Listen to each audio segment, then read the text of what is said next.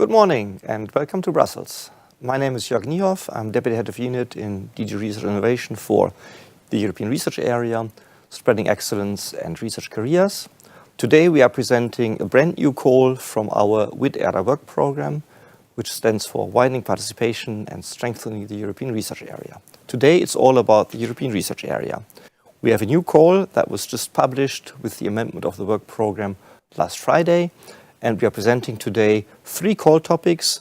The one is on experimentation and exchange of good practices for value creation. This is a repeat topic that we already had in 2023. We have learned from that experience and have adjusted the topic, and colleagues are going to explain that in a moment.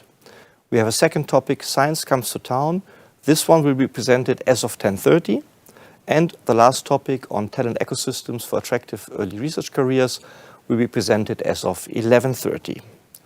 The call is formally opening on the 15th of May, which means as of that date, you are able to prepare your proposal and submit eventually your proposal. And you have to do that, in case you're interested, before the 25th of September or until the 25th of September this year. In practice, this means projects will start around this time next year. Now, when I say this is all about the European Research Area, it is based on a communication that we have adopted in the year 2020, which was relaunching the European Research Area to create a borderless single market for research, innovation and technology. We do this in close collaboration with the member states and the stakeholders, so the work today is very much based on the Council conclusions from 2022, where we have adopted an ERA policy agenda with 20 defined actions. You see them on the next slide. And the 3 topics that we have today are directly linked to one of the respective actions of the ERA policy agenda. The agenda is valid until the year 2024. We are currently designing the next ERA policy agenda, but still here we are implementing the priority actions in question. So the first topic that we are going to look into in a few minutes on the experimentation topic is linked to the ERA policy agenda 7, better knowledge valorization. The second topic is linked to the ERA policy agenda action 14, bringing science closer to the citizens and society. And the last one is on strengthening research careers. We will also have more information available online. First of all, very important questions that you might want to ask during the session, you can submit via Slido. There is the Horizon Europe work program part already available on the internet. And if you have questions after this session, you can always submit them via the research inquiry. 2 more points I want to make. First of all, this is a call for so-called coordination support actions. Why is that important? Because there are specific eligibility conditions. For the CSA, unless we specify it differently, which is not the case here, only legal entities from member states and associated countries are eligible to participate and to receive funding. Secondly, we have a dedicated session organized by our NCPs that organize a matchmaking event, and the data is here on the next slide. So on the 17th of June, there will be a brokerage event. If you're interested to join that possibility, here you can get more information and especially meet like-minded people that might be interesting candidates for a joint proposal. With this, I'm now turning to my colleagues here in the studio. We have with us Stephanie and Iphigenia from the unit in charge of valorization policies and IPR. They're going to present this topic, and I'm happy then also afterwards to answer any questions that we have. We started off with Iphigenia, please. Okay, so good morning also from me. So we are going to talk to you about this topic, experimentation and exchange of good practices for value creation. Value creation is another word for knowledge valorization, which is exactly the process of creating economic and societal value by bringing together different areas and different sectors and drawing on knowledge, on research results and on data to create new products, new services, new solutions that benefit society. So, as Jörg said, this has been a priority area of the ERA. And in December 2022, the Council adopted the recommendation on the guiding principles for knowledge valorization, which creates a common baseline in member states about the fundamentals of knowledge valorization. And following this, the Commission adopted guidelines, concrete guidelines to implement the guiding principles, starting with 2 codes of practice in 2023, and more recently 2 new codes of practice which are very relevant for the topic we are going to talk about today. The one is on industry-academia co-creation for knowledge valorization, and the other one is on citizen engagement for knowledge valorization. So as a very concrete policy background to this topic, we would recommend proposers to be aware of these documents, first of all the guiding principles, and then the codes of practice, and especially the ones that refer to citizen engagement and to industry-academic co-creation. And I pass to Stephanie for more concrete getting into the topic. Yes, thank you, and also good morning from my side. So we are here in a topic where we really want to accelerate the translation of available scientific knowledge and research results into innovative solutions by 2 paths. On one hand, experimentation and testing of new models, and on the other hand, on peer learning and trying out existing good practices in different environments. So what do we expect from the projects that come out here? So we want to see new solutions to societal challenges, and this should be achieved by increased interlinkages between different R&I actors. And you have the target groups here on the slide, really from academia, industry, public administration, policymakers, up to civil society and NGOs, which are very important actors as well, and we really want to involve. As we see that knowledge valorization really happens at this interface between different sectors and different actors. This should then lead to improved structures, strategies, practices and skills for knowledge valorization through these new initiatives that are tested, or sustainable reforms based on existing best practices. We have a core budget of 2 million euro, so we expect that about 2 projects can be funded, since we think that 1 million would address this challenge appropriately in a project proposal.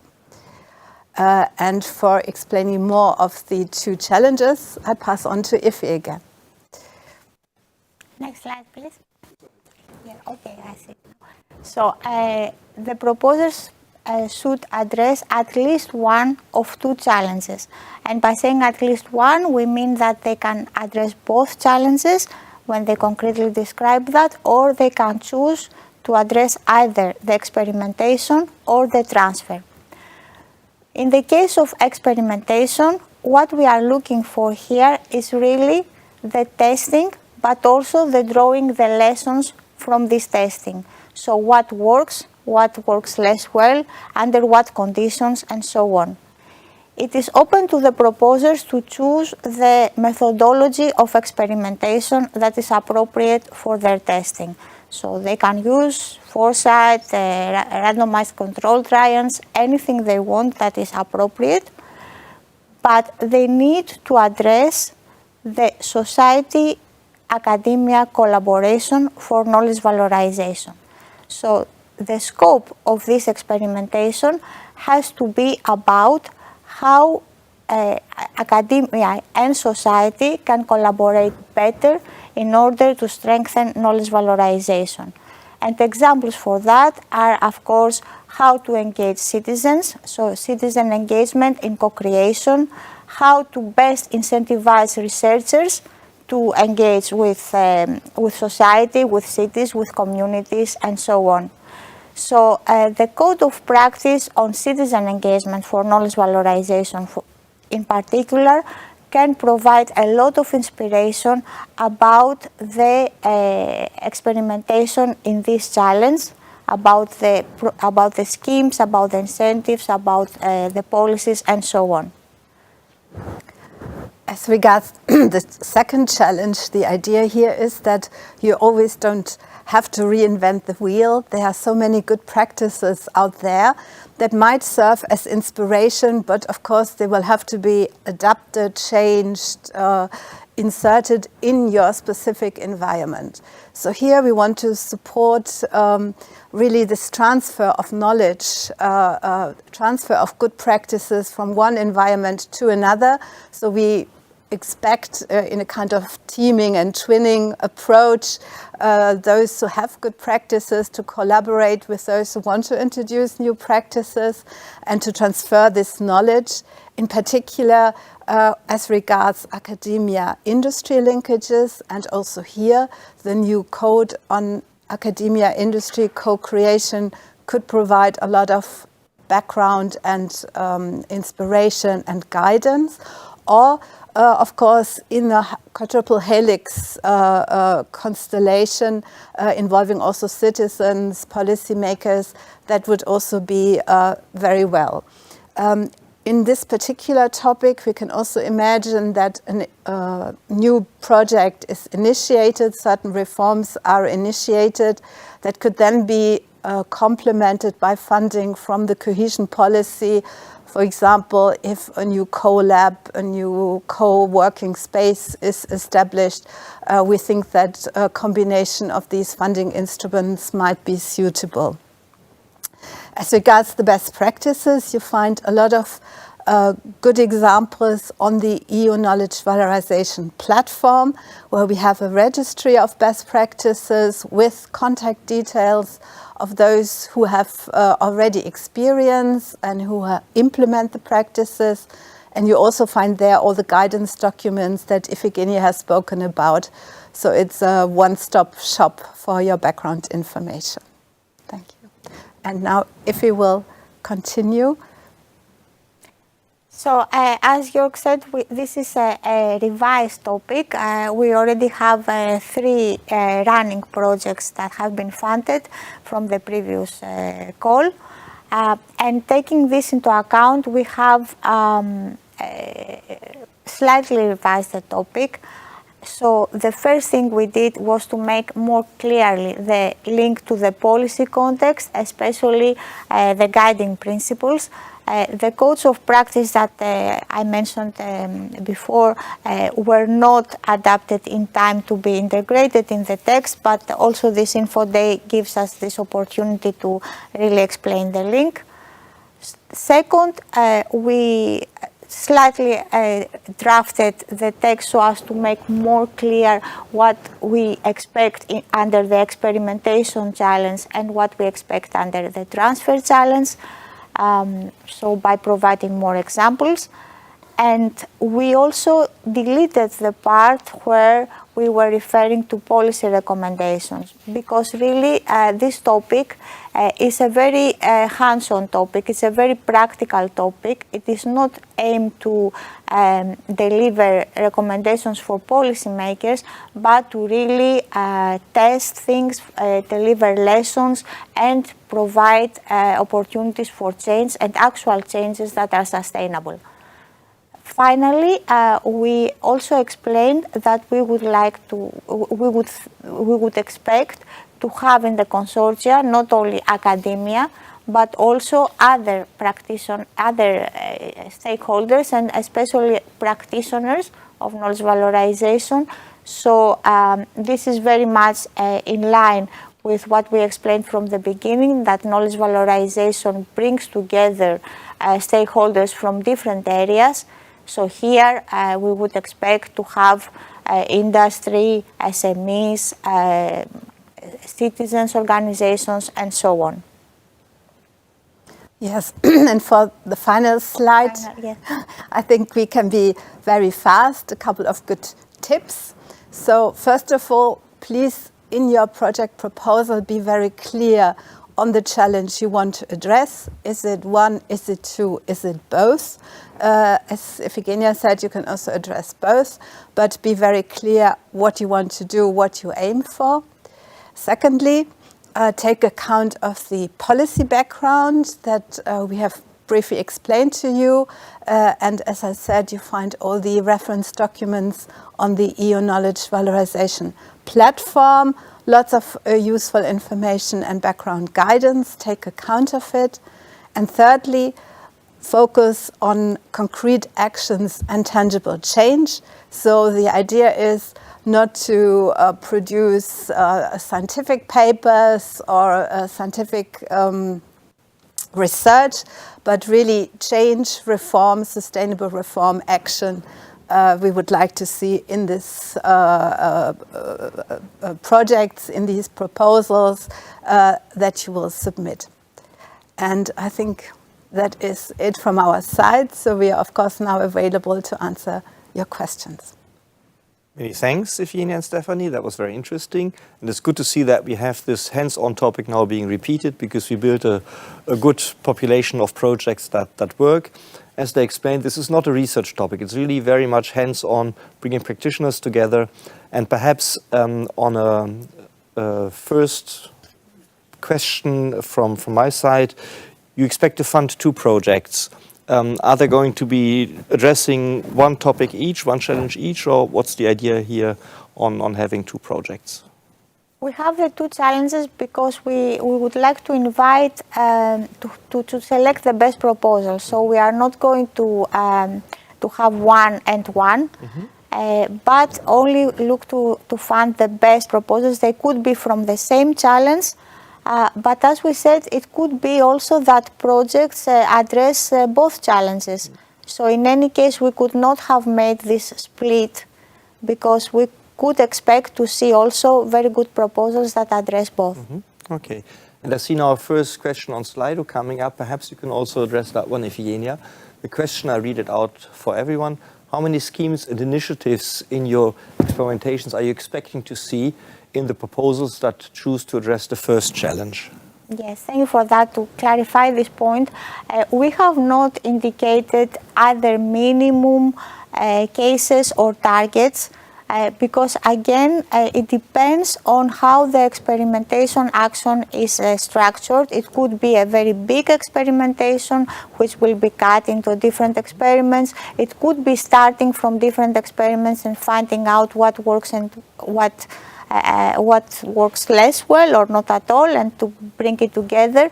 So the idea is, again, quality, I would say, not quantity, not the number, but really the results. And of course, it also has to be related to the budgets, as we have indicative budget of 1 million per project. Okay. And we have a similar question also for you, Stephanie, on the second challenge, and perhaps also a question from my side. I mean, how do you expect the proposers also to, or the project partners afterwards, to make that experience accessible to others? Is there a transformation aspect in there that you want to see addressed as well? Yeah, thank you. Of course, we haven't prescribed how many best practices need to be transferred. So it can be one, it can be several, but it's certainly important to be aware that knowledge valorization involves different partners, so different communication activities are usually associated to introducing new models, new initiatives, new practices. So we would certainly imagine that this awareness raising about knowledge valorization, creating more of a knowledge valorization culture will always accompany such a transfer of best practices.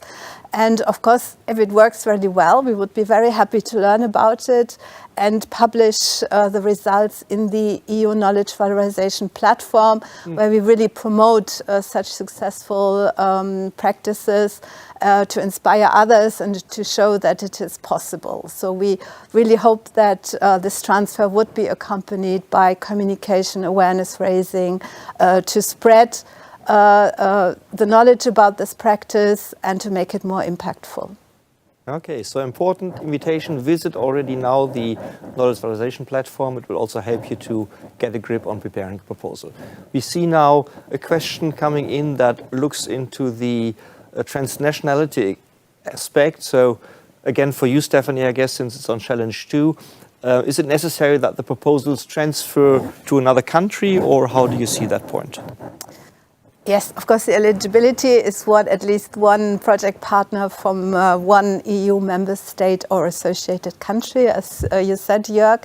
But as we outlined in the call text, and I think in the spirit of Horizon Europe, the idea is to transfer knowledge across borders, to spread it out in Europe, to disseminate these ideas. That is the idea of the whole framework program, that we fund initiatives that cannot be funded nationally. So that would certainly be the best approach to work cross-border and work in the interest of Europe in this respect. Okay. Perhaps a follow-up question on this notion of practitioners. When you talk about practitioners, can you give us a little bit more examples on what kind of organizations, individuals you're looking at? Yes, so going beyond the academic institutions, we can expect to see, for example, for consortia that address Challenge 1, we would expect to see, for example, cities, we would expect to see civil society organizations, so organizations that really bring together the societal part with the research part.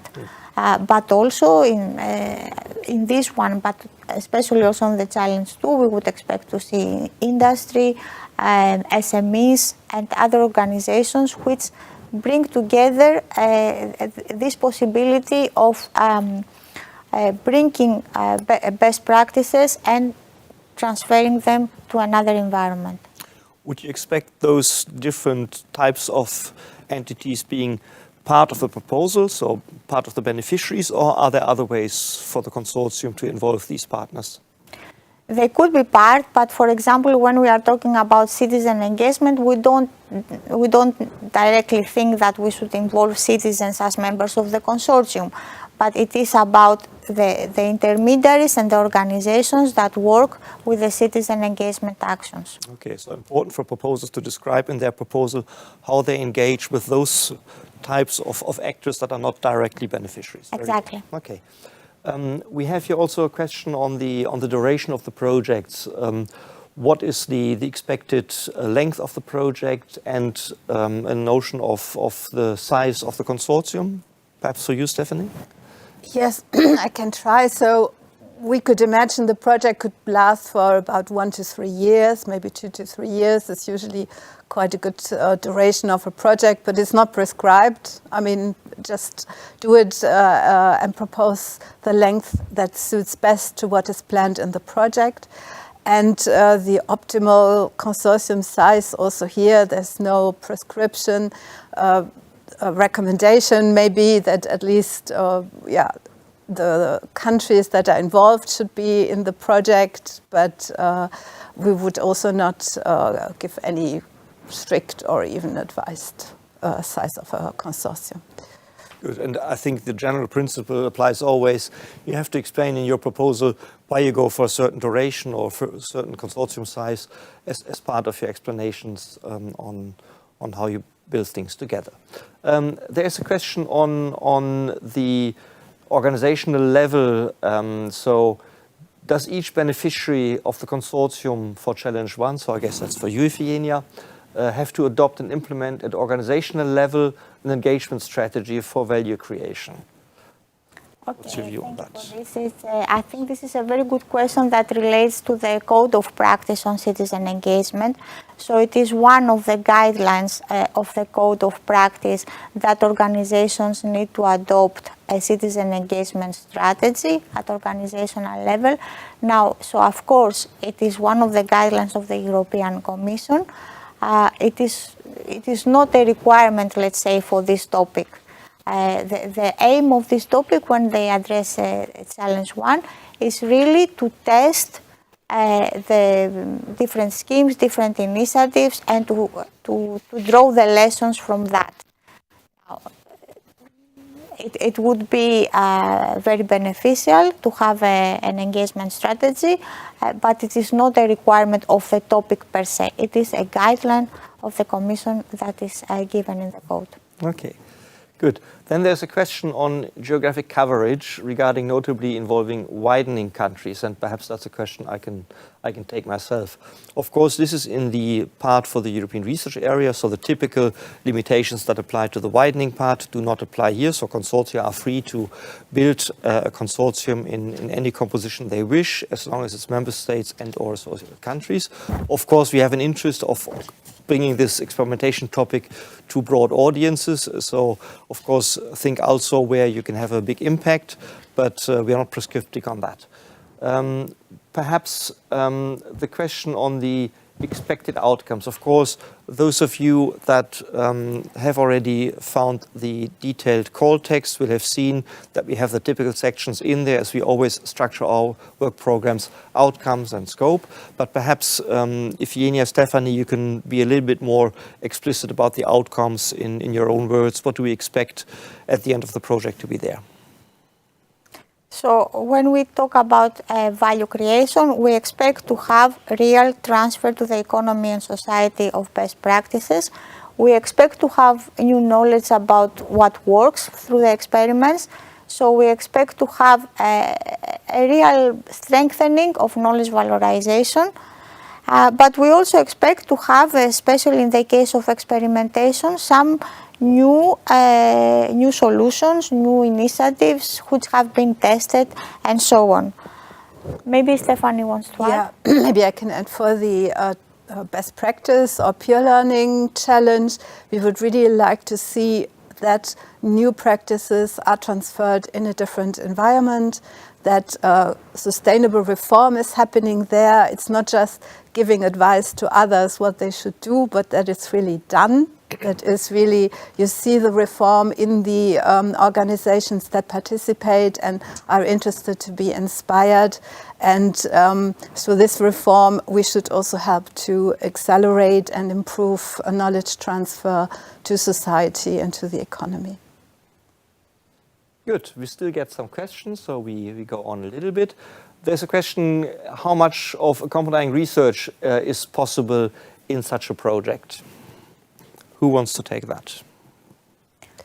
So, as we said, this is not really a project. These are not really projects that we expect to have a research paper or a kind of new knowledge as from a study.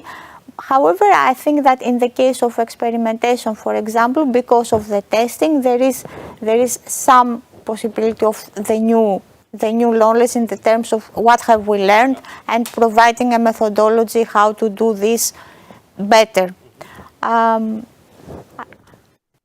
Not be dominant, I would say. It can be a side activity maybe, but the predominant one should be really the experimentation and the transfer of best practice. And that is, of course, also in the logic of the coordination support action, where research is not or only a minor component. There is also an important question again coming on the composition. Entities from third countries, can they participate with their own funding?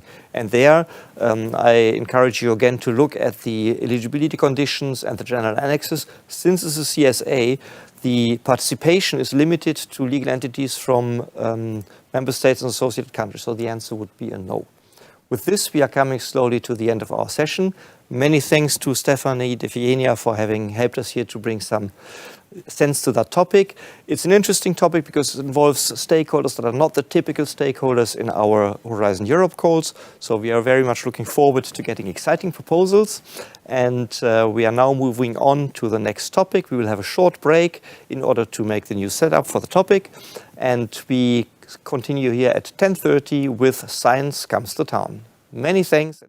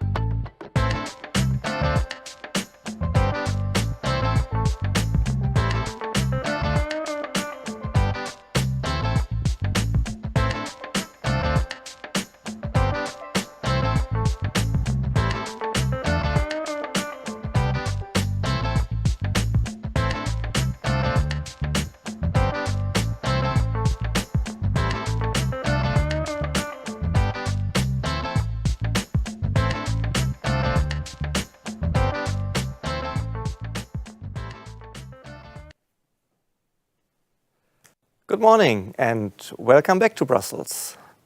My name is Jörg Niehoff. I'm the Deputy Head of Unit in DG Research and Innovation for the European Research Area, spreading excellence and research careers. We are here today to present to you a new call with 3 call topics, and now the session is about the second call topic, Science Comes to Town. We have here 2 important elements that we already presented in the introduction. You can always go back in the video to the beginning, but the 2 messages I want to pass on. This is a call for so-called coordination support actions, which means that the participation and the funding is limited to legal entities from member states and associated countries. And secondly, we have a dedicated event organized by our national contact points on the 17th of June, where you are able to participate in a brokerage event and also matchmaking part, so that will help you to build your proposal. I'm here today with 2 of my colleagues in the studio, Kaya and Slaven, and we have online Meta, hello Meta, from Leiden, that will help us to give us a flavor of how this works in practice, because Meta was the former director of Leiden 2022, where we had the City of Science, and she's today an independent working on the crossroads of culture, society and science. Now, perhaps we start with the presentation by Kaya that explains to us the expectations and the boundary conditions for the call and what we expect proposers to take into account. Kaya, please. Thank you very much, Jörg, and good morning, everybody. I will start by giving you a bit of context as to how we came to this action, this action Science Comes to Town.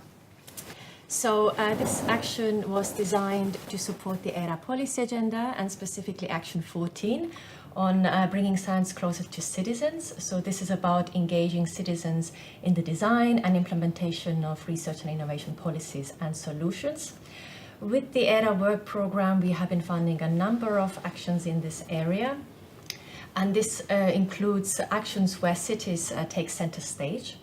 And specifically, we have been funding science competitions that bring participants from Europe and beyond to selected European cities.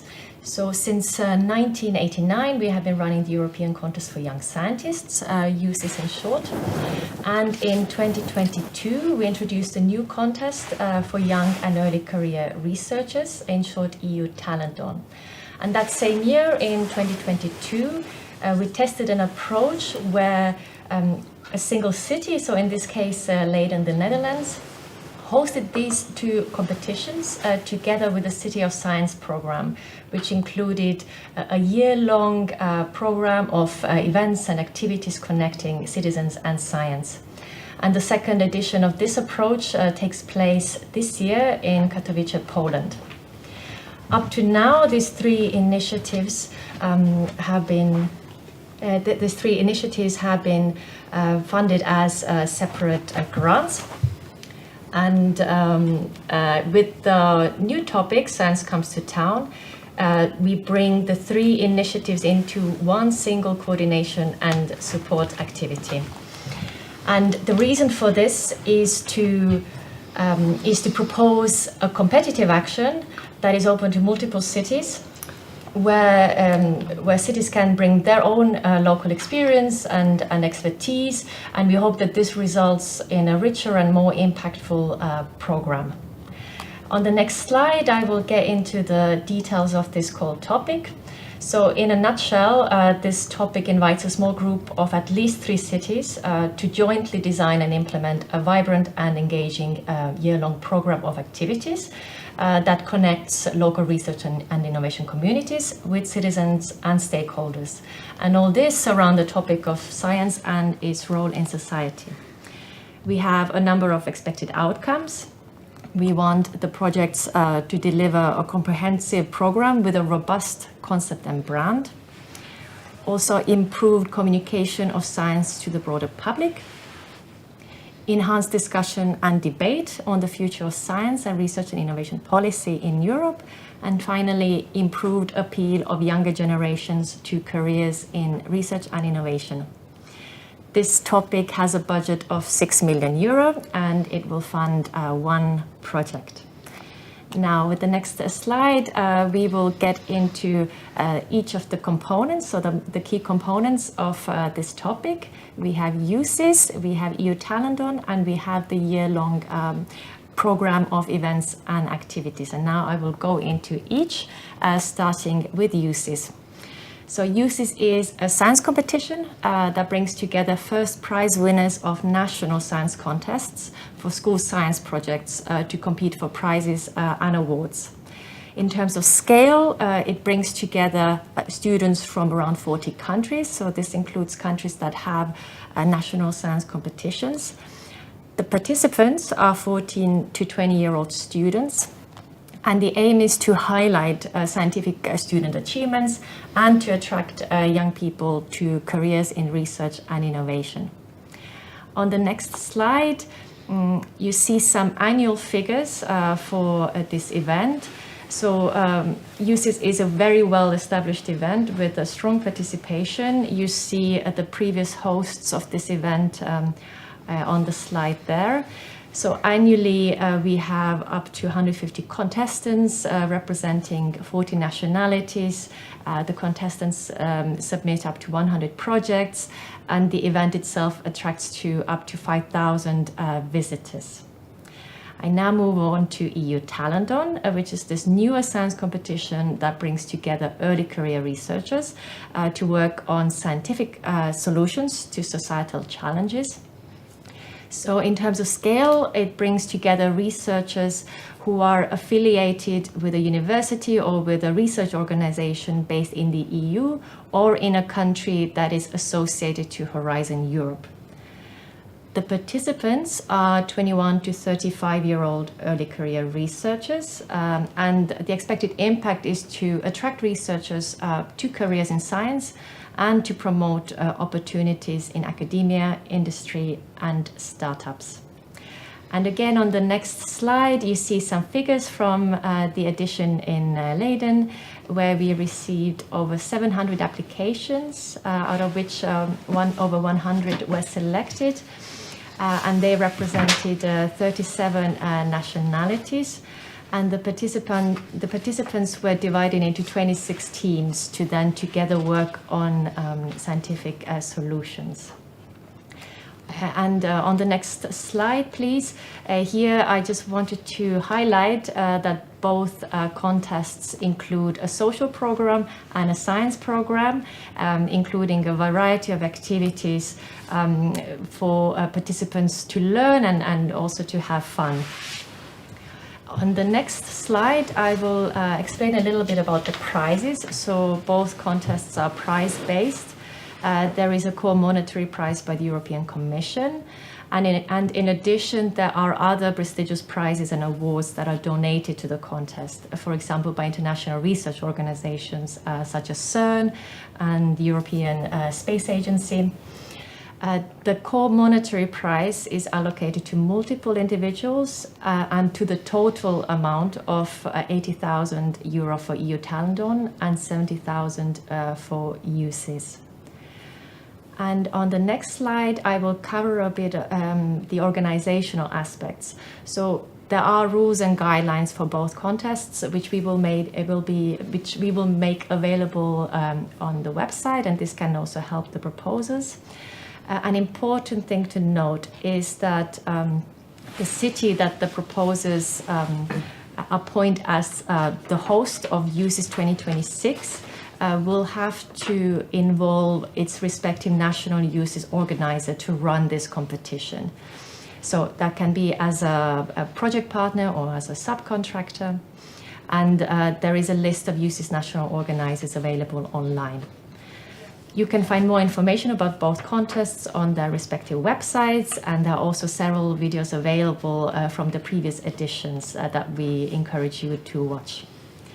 Now we get to the third component of this action, and which is the year-long program of interactive and engaging events and activities that highlight the contribution of science to society and the results of research and innovation projects. Here, in terms of scale, we expect this program to reach broad communities of citizens at local, regional, and European level, and to involve different ages, social groups, and stakeholders. In terms of the impact here, again, increasing understanding, uptake, and impact of research and innovation in society, and showcasing European science. And here, the cities can really take the liberty to innovate and come up with interesting and engaging formats to achieve this. On the next slide, please, I will cover some elements of the scope of this action. So first, on the left-hand side, some elements of the makeup of the consortium. The program should take place in at least 3 cities of 3 member states and or associated countries, with the majority being in member states. The project partners can be legal entities that can represent the host cities and or join them in designing and implementing the activities. In order to ensure commitment and ownership of the participating cities, we ask applicants to submit commitment letters from cities together with their proposal. And finally, to be encouraged to include local research and innovation actors in the proposal. This is a very important aspect to make sure that this link is covered. On the right-hand side, some additional elements. We really want proposals to develop the concept and brand of Science Comes to Town, including with a view to future editions. We want you to experiment with interactive and engaging formats. Open science and related concepts are also central to this action. We want proposals to develop synergies with existing and new actions. And finally, although the program is supposed to take place in the cities that are directly participating in the action, we would like proposals to design outreach activities that would also reach cities directly participating. So, cities that are not directly participating. So, for example, via satellite events. And now I come to my last slide, which covers some elements of the program of what we want to see in the proposal. So in the proposal, we would like to see the vision for the content of the program. So the main focus, scope of activities, and a preliminary program. Please note here that the detailed program would be a priority deliverable due no later than 3 months before the launch of the program. In the proposal, we also want to see an outreach strategy and contribution to long-term vision for the cities. Now, in terms of resources associated with the programmed activities, this has to distinguish between 3 categories. First, we have events that are funded partially or fully by the grant. So this includes UCIS and EU Talenton. Then we have other activities funded partially or fully by the grant. This includes the overall coordination and communication activities. And finally, we have activities and events financed by the cities. So here the expectation is that cities mobilize substantial funds beyond the grant. And in this regard, monetary or in-kind sponsorships are encouraged. In terms of reporting, we would ask the project to report on all programmed activities, but the costs would need to be reported only on those activities that are financed by the grant. I finish my presentation here. Thank you for your attention, and I hand back to Jörg. Thanks a lot, Kaya. I think that was very clear. So for us, it's a new concept where we want to bring this to the next level, a little bit in the spirit of the European Capital of Culture that everybody knows in Europe. And so we are going broader and bigger for 2026. But of course, we take into account and learn from what happened late in 2022 and what happens this year in Katowice, because also this year we have a big activity with Talenton, UCIS, and the City of Science in Katowice. So back now to you, Meta. You are the one that has experienced this hands-on. You have designed the program. You have seen what it meant to the citizens. You have seen what it meant to the city. Please give us a little bit of real-life experience on this.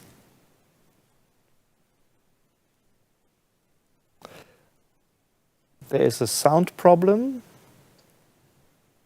which is typically resolved by unmuting yourself.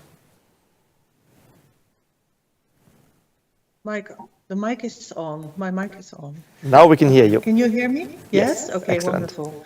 While we're waiting for the first slide, there it is. Okay, thank you.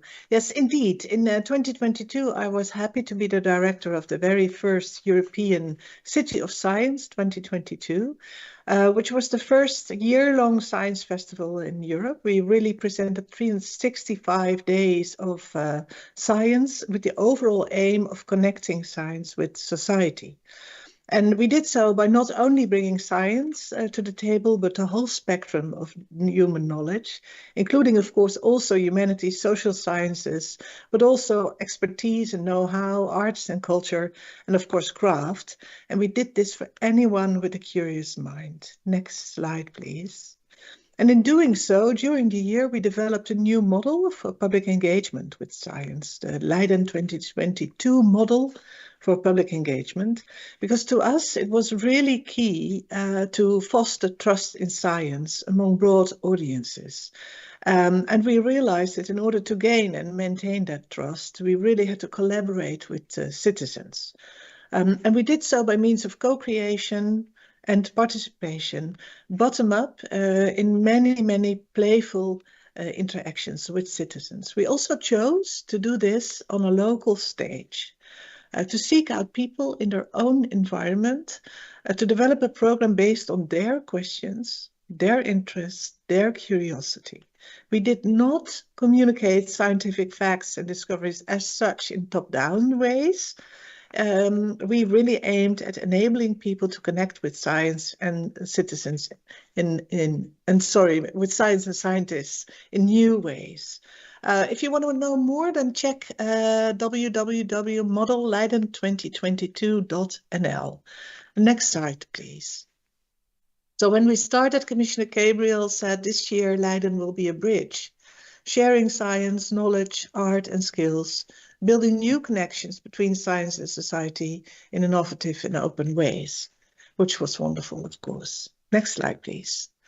So there are many, many highlights to address, like the 10th Euroscience Open Forum, Interdisciplinary Science Conference, the European Science in the City Festival, and as we've just heard, we were also happy to host the 33rd edition of USIS, to develop the very first edition of the EU Telethon, and we were also proud to be one of the first Dutch partners of the European Bauhaus program. However, of course, within these 10 minutes, time lacks to really highlight all of this, so I would like to focus on one project. The next slide, please, which is the Knowledge Throughout the Neighborhoods project. Because instead, let me see, because in 2021, next slide please, we invited all citizens of the city of Leiden. We have about 120,000 inhabitants in Leiden, even up to 400,000 in its surroundings. And we asked them, and you all remember probably, it was during the COVID pandemic, we asked them to nominate topics that they would like to see addressed in this scientific year. And they came up with a massive number of topics. So we assembled 365 of them and put them in a tear of calendar. And the tear of calendar was spread throughout the communities in libraries, at vaccination sites, of course, in markets, on the streets, in community centers, etc. And then, next slide, please. We invited people to adopt a topic and thus become an owner of the day. So citizens got a micro budget from us, of course, some help and guidance with organizing the event bottom up in their own environment. And then, of course, we also connected them with the scientists. And this way, next slide, please, we managed to establish over 206 local small-scale activities.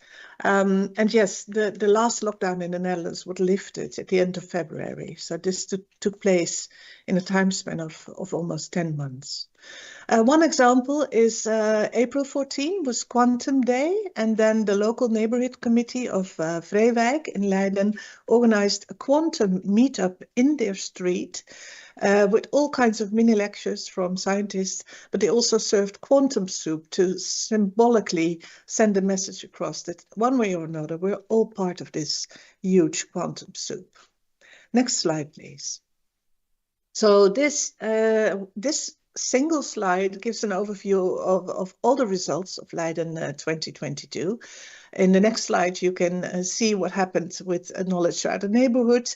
Almost 24,000 interactions with local citizens took place, and their appreciation rate was also really high, 8.4 out of 10. And in the lower part, next slide please, you can see that overall we managed to foster some 450,000 moments of engagement with a total of about 1,000 activities, which is really a lot. On the right hand, you can see USIS and Talenton, of course, coming back. And next slide, please. We also did an extensive impact report, research on what we established, and yeah, it's too much to mention, but one result I would like to share with you, and that is about the level of engagement that the year fostered among local cultural and societal organizations, and 79% of them actually attracted new audiences, and 60% reported to have had different visitors than usual. And it might be interesting to also share with you that 73% of the local businesses, cultural institutions and community centers felt more connected to Leiden as a city of science as a result of this event. And 89 of them collaborated with new partners along the way. Next slide, please. So that's what we did with Leiden European City of Science.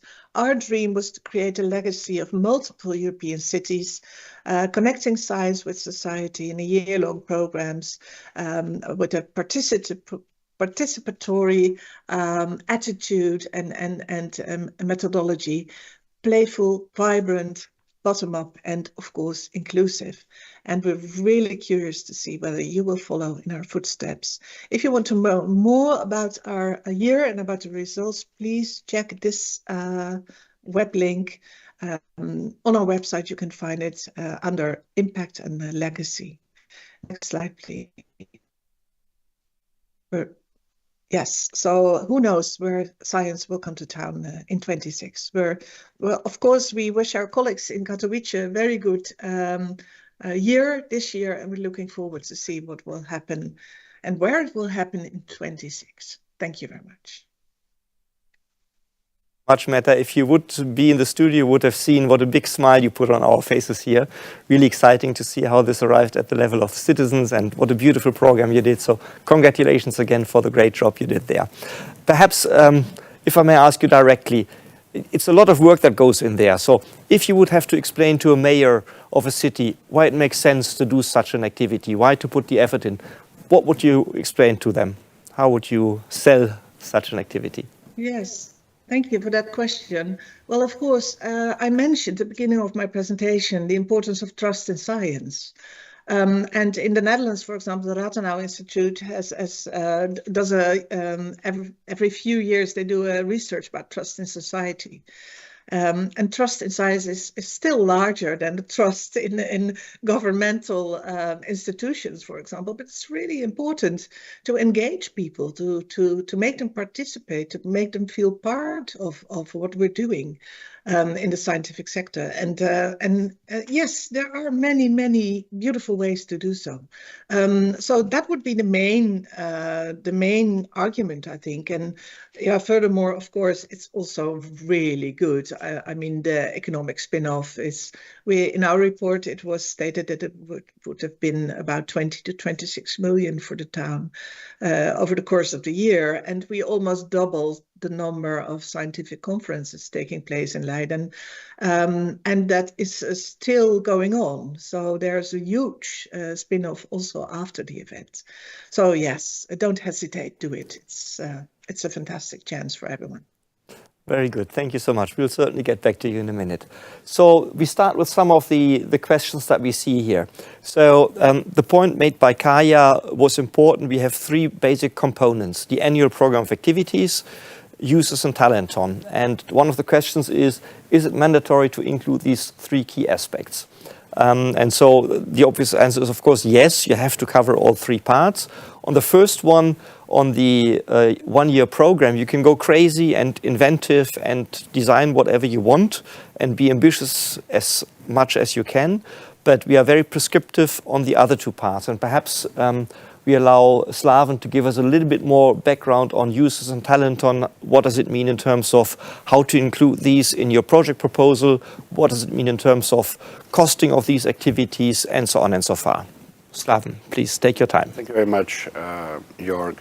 As it was presented by both Meta and Kaya, both USIS and EU Talenton are two distinct events with very different history, very different set of objectives. The stakeholders that are involved are different. And so when you are working on the organization of these two events, you can almost see it as two different work packages. There are some potential synergies, but you will also see there are quite some distinctions between the two events. The application process, for example, for the participants is quite different for USIS, where you have national organizers, than for Talenton, where the applications are handled by the organizers yourself, so potentially yourself.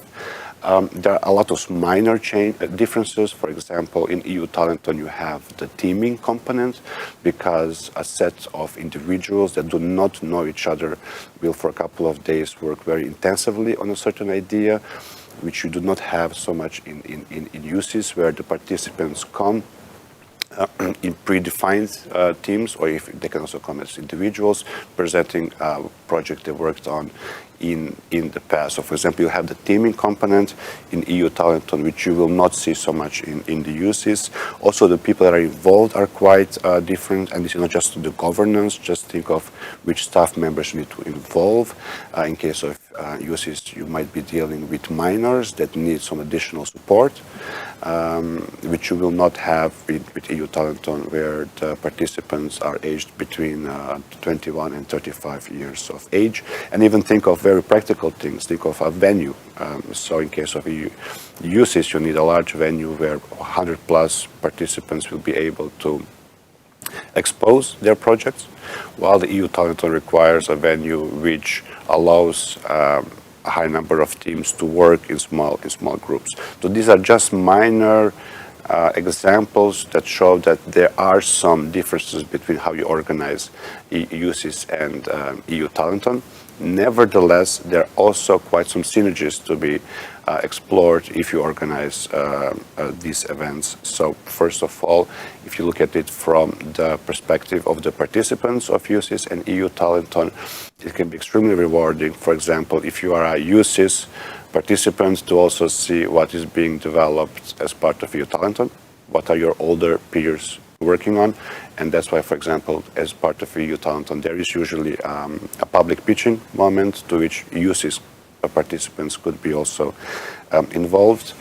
In the evenings, there can be cultural activities where you can bring both the participants of EU Talenton and USIS together.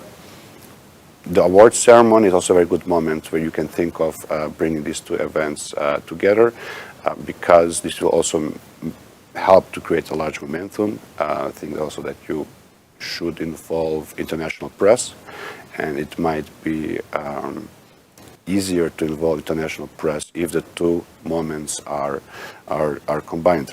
So there are quite some reasons why you should have distinct project themes for the two initiatives, but it is clear that the search for synergies has to be there at all times.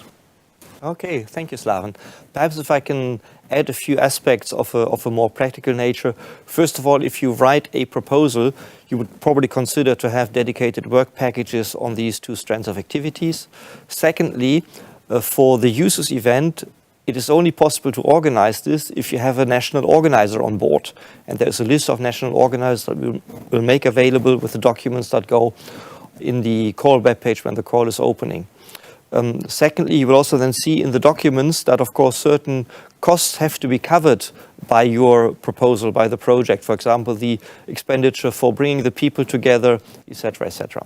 So all this needs to be budgeted, but we will provide guidance on this, and of course make sure that also in the practical organization of the winning bid, you will have further guidance along the way.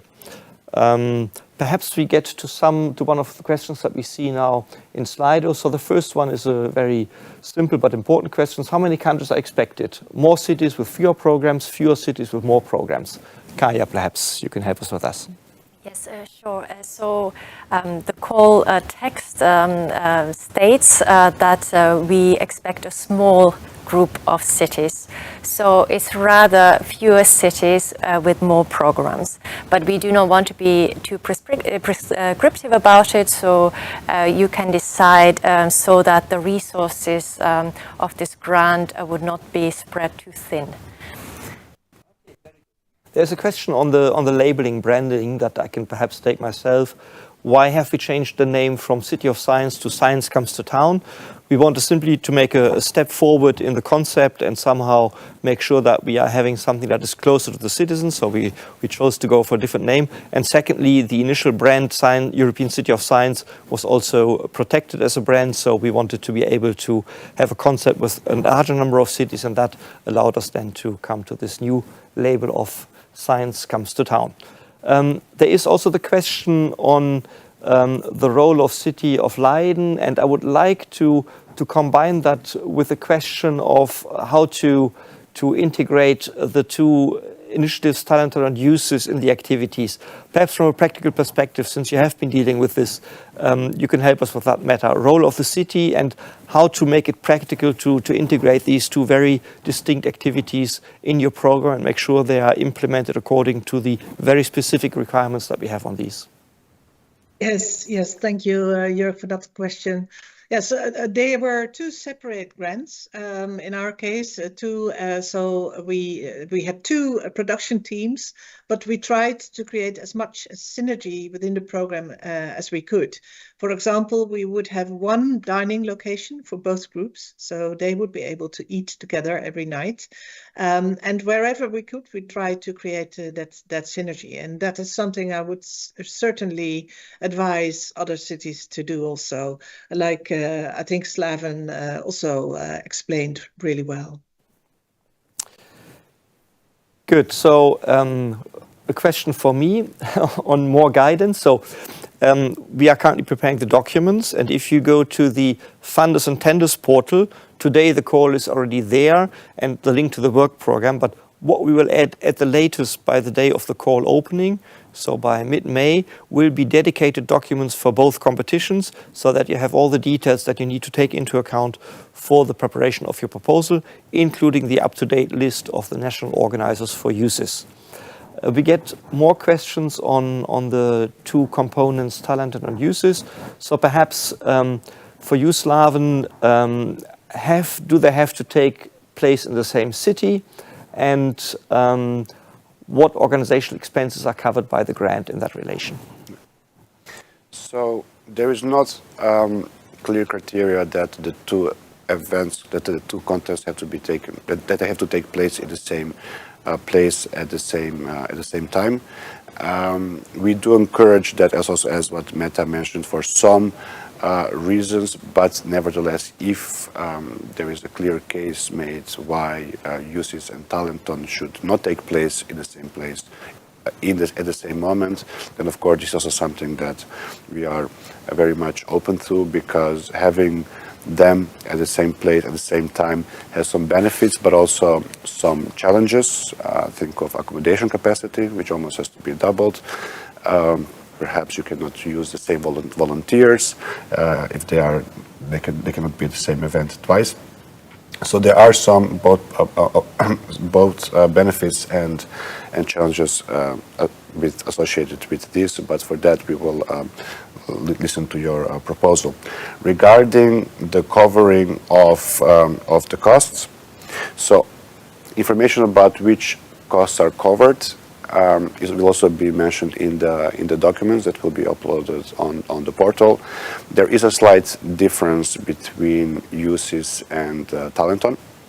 In case of USIS, the grant is covering the core activities of the contest, and the organizers are also encouraged to supplement the EU funding with their own resources and also to source for sponsors. Generally, there is a recommendation that the EU grant should cover between 50 to 75% of the total cost. When it comes to the EU Talenton, as there are no national organizers, there's only one organizer, which is the beneficiary of the grant.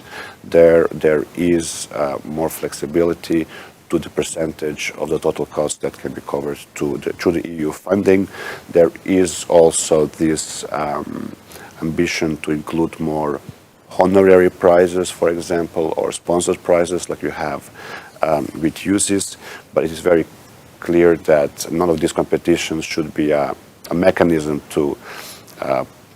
for corporate branding of sponsors, but it's more about showcasing that these entities that are supporting these initiatives are really supporting them for the purpose of these initiatives, which can be related to supporting young scientists, young entrepreneurs, connecting science to the citizens, etc. Good, very well, thank you, Slaven. Perhaps we take one of the easy questions on the project duration. Kaya, what do we recommend here? So the project duration should be 2 years. What we have in mind is that approximately there would be 6 months for preparation, 5-6 months to wrap up, and a 1-year program. So this call closes in September, and we expect the project grant to be signed around May. And then there would be this preparatory period before the project would start. Okay, very good. Perhaps a question then for you, Meta. You explained a little bit the feedback that you have received from the citizens, the surveys you did. Was that still part of your project? The feedback loop, yes, of course, it was integrated in the project right from the start. With a Rotterdam-based company, we made we drafted a whole system to really systematically measure impact in both quantitative and qualitative ways. And based on all these interviews and data, they drafted an independent report for us. So that was really important for us to make sure that we could directly measure the impact throughout the project. They made us a whole dashboard, and we could have actually insight in what was happening and how the project was being reviewed throughout the events. And that was absolutely tremendously helpful. Okay, good. So we take this as an encouragement for proposers to really use this 6 months, the remaining time of the project, to really learn from the experience and make sure that also this experience is transferable, because of course we are not going to stop in 2026, at the latest in 2028, but perhaps already in 2027 we are going to go into the new experience of Science Comes to Town, which also provides an answer to the question, does the year-long program need to run from the 1st of January to the 31st of December 2026, or is it flexible? Since we call it Science Comes to Town 2026, we would of course expect that it runs in that calendar year.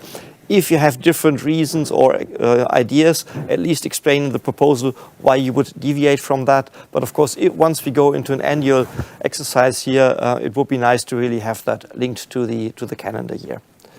There's also the question of the NCPs mobilizing cities to participate. Of course, we count very much here on our NCPs to spread the message and help cities with advice to put something together. Just for your information, we have informed a number of communities of the InfoDay today and the call. So we have addressed the cities that are part of the city's mission. We have addressed the cities that are somehow in the network of the city's partnership, and we have also reached out to the comment of mayors. So we have already covered a little bit of ground, but of course there are more cities out there, and we have seen in the case of Leiden, it doesn't have to be a large city with 1 million inhabitants. So whatever you can do to spread the message, bring also viewers back to the video today, because I think we have a very good conversation here explaining what the benefits are to doing so. Please keep that in mind. So perhaps another one for you, Meta, and really we are trying to benefit as much as we can here from your experiences. The challenges. What was difficult for Leiden? What would you avoid the next time? I would not recommend doing it, preparing it during a pandemic, of course. That was quite challenging for us because when we prepared the year, we did not know whether we could scale up at any point in 2022. So we also, thanks to our intendant, Lucien Geelhoed, who drafted the whole program. He was responsible for designing the program, including the first edition of EU Talenton. And he managed with our team to prepare a program that was scalable and flexible. So the moment the last lockdown was lifted, we could scale up and start running, and that was really fantastic. And of course, begin in time. Be prepared, very important. In our case, I guess we were a little late bringing in the communication at a level that we should have been aiming for right from the start.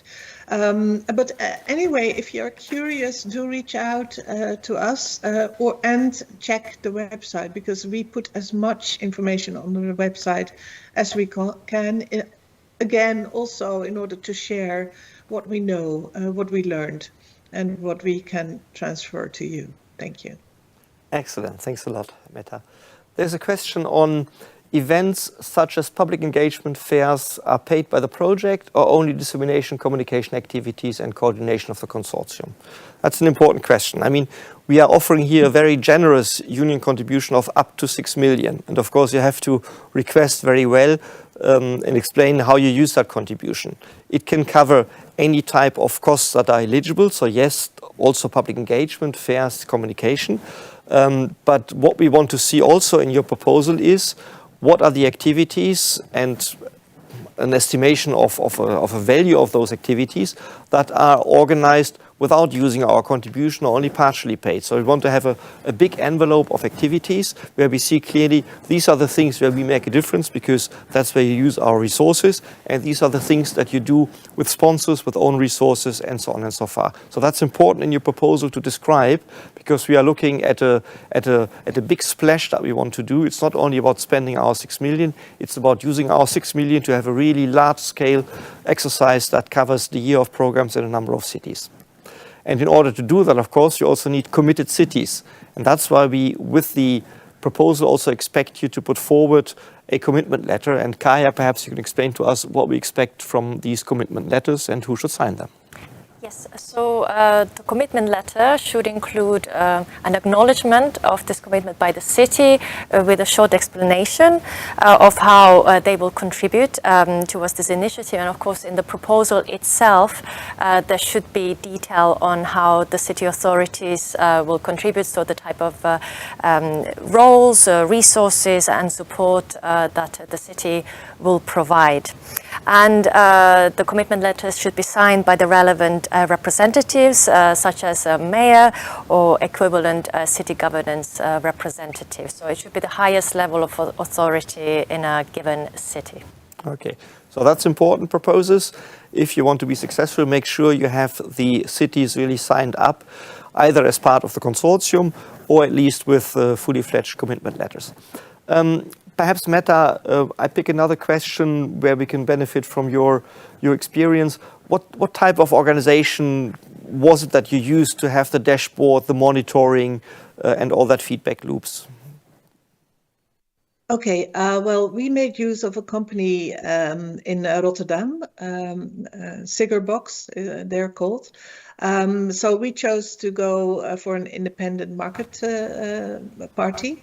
But I guess we also did a lot of sessions together, also with the British Council in the Netherlands, for example, with other scientists and representatives of universities that are specialized in impact reporting and impact measuring, especially in the field of public engagement with science that is hugely expanding currently, which we're really, of course, happy about. So yes, I think that different ways to do that. Maybe you can engage someone from your local university to do it, but make sure, I would say, that it's being done independently and that the reviewer itself can also be reviewed. That would be really interesting. And what we did not do, but maybe should have done, or maybe still should, is also publish a scientific article about these outcomes, about these results. So integrating the results back into the scientific practice is, of course, also highly recommendable. Okay, very good. Perhaps we move a little bit to the aspect of communication and marketing, and that's perhaps a question for both Slaven and Meta. What do we expect on the communication side? And then for Meta, perhaps what is good practice? Yeah, so it is clear that this is eventually a local event. This will take place in a couple of cities, but it is also a European event. And from the Commission side, we also understand that it can be quite challenging to reassure that you have international coverage. It might be easier to involve local press coverage. You have already your network in place. In this case, by the fact that there is a requirement that there should be at least 3 countries, this already makes it more European. But we also understand from the Commission side that this is quite challenging to have a pan-European coverage of such of events, and that's why throughout these events, also our communications team it collaborates very closely with the organizers in order to increase the exposure of these events at various stages. This is not only when the prizes are being handed out, but also really throughout the year. For example, as it was the case for Leiden European City of Science, but also if you look at, for example, at EU Talenton, in order to have sufficient applications coming from a lot of different countries, it is clear that also from the Commission side we will do the necessary communication activities in order to support you to increase the awareness of your contests. Okay, thanks a lot. And of course, when we have this kind of projects, we have the colleagues from the Research Executive Agency that follow the project. The colleagues here in the room will be following this. So there is a team of support, and you have seen today how much excited we are about this. So we will also put from our side the efforts behind that to help you on that way. But perhaps from your practical experience, Meta, how did communication work for you? And did you manage to also get that out of the local, national level to an international visibility? Yes, thank you for this question. Communication is, of course, really key when it comes to public engagement with science. I can confirm what Slaven said. You really have to focus on the 3 levels at the same time: local, national, and European. And I think looking back at European City of Science 2022 in Leiden, we really managed to encourage local communication. That went fantastic. When it comes to European communication, I think we did a very good job, actually, but the national communication was quite challenging because it was easily being framed as something either European or local. So really make sure that from the very start, your strategy is focused on all 3 levels. That is really key. And one more thing, if you do this, if you are organizing when science comes to town in your own local, regional surroundings, then make sure that the way you communicate also facilitates other people to join in. Because it's really a different thing communicating the last scientific results than making sure that you have this engagement, that you create these encounters, that you speak a language that is inclusive. Make it work. Really important. Okay, super. So again, very clear message for potential applicants. Communication activities are key and should be well articulated also in your proposal, because that will be a key element in the success.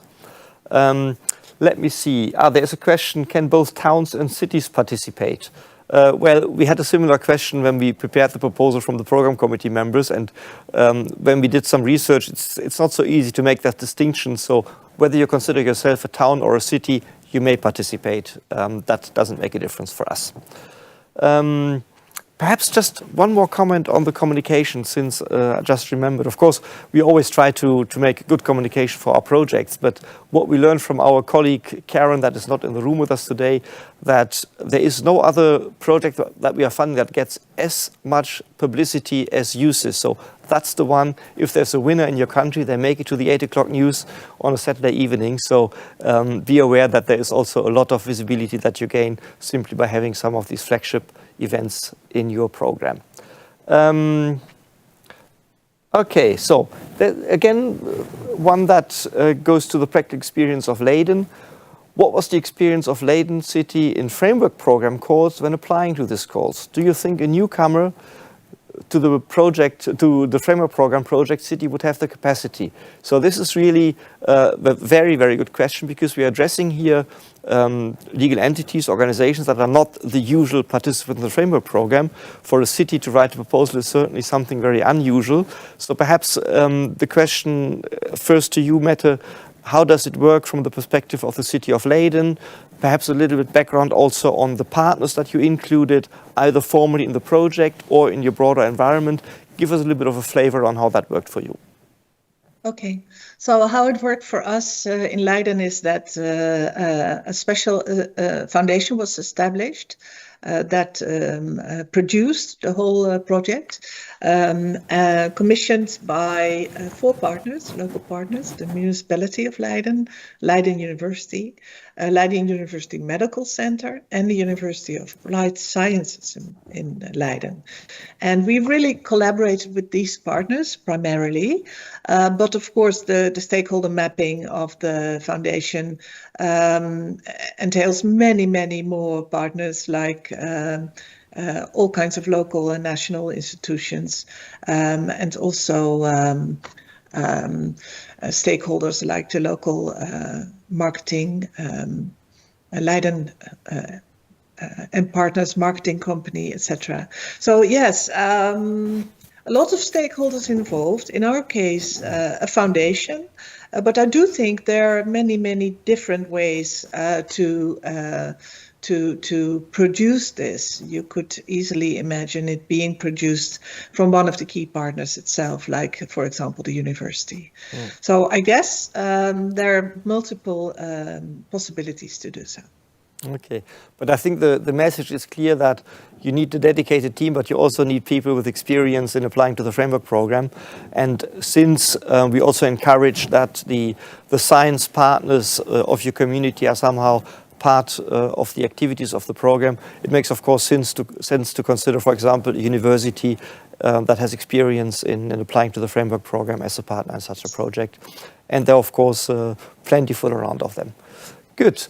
I think we are slowly coming to the end of the session, and we are running low on questions. So perhaps we wrap it up here.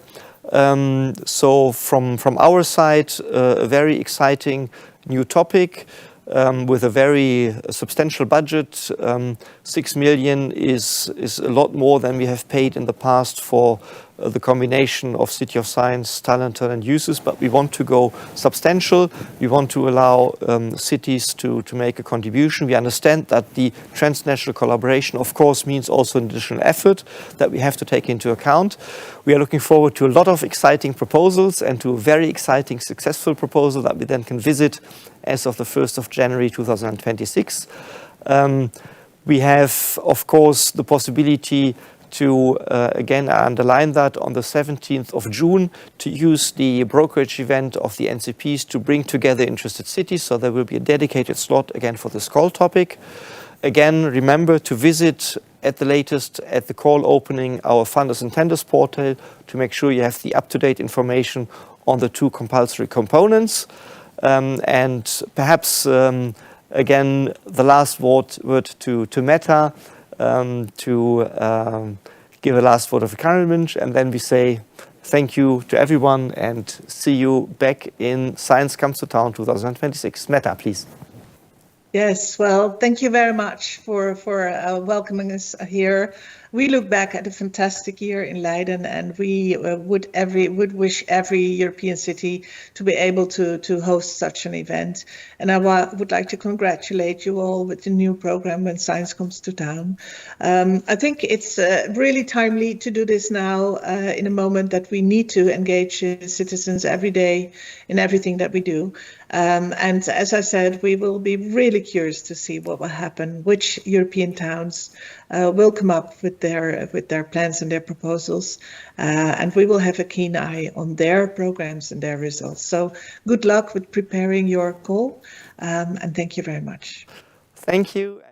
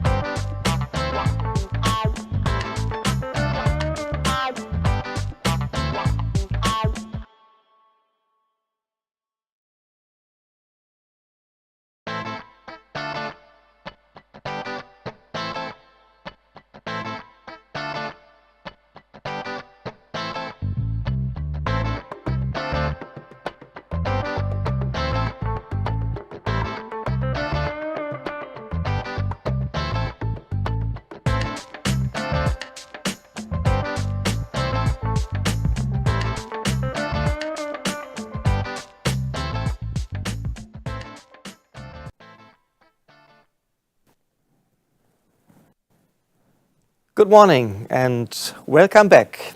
If you're joining us now for the first time for this session, my name is Jörg Niehoff, Deputy Head of Unit for European Research Area, Spreading Excellence and Research Careers in DG RTD.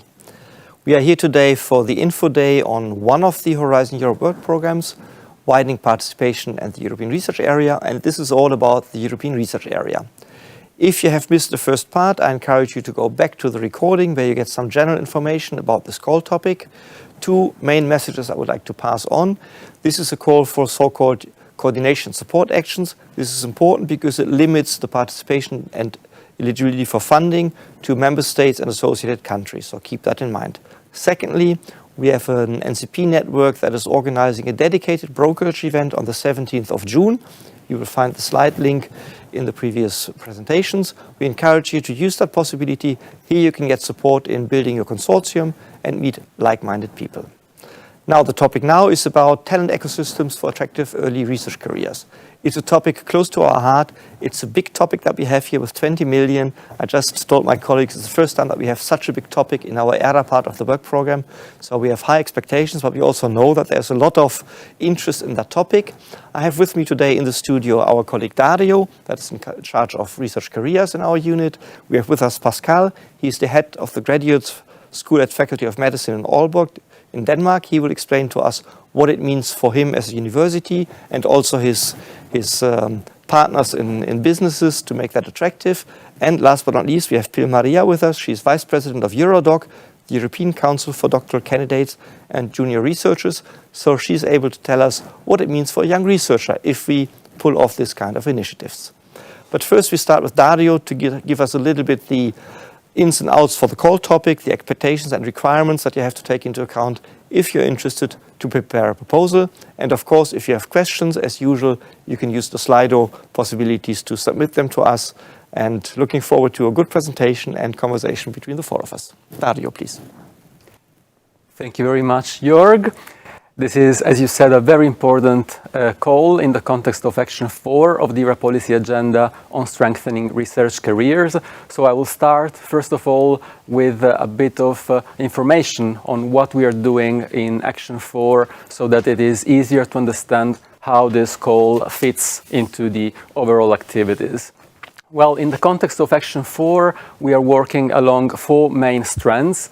One of them is to develop or to set the standards, the new standards for research careers in Europe.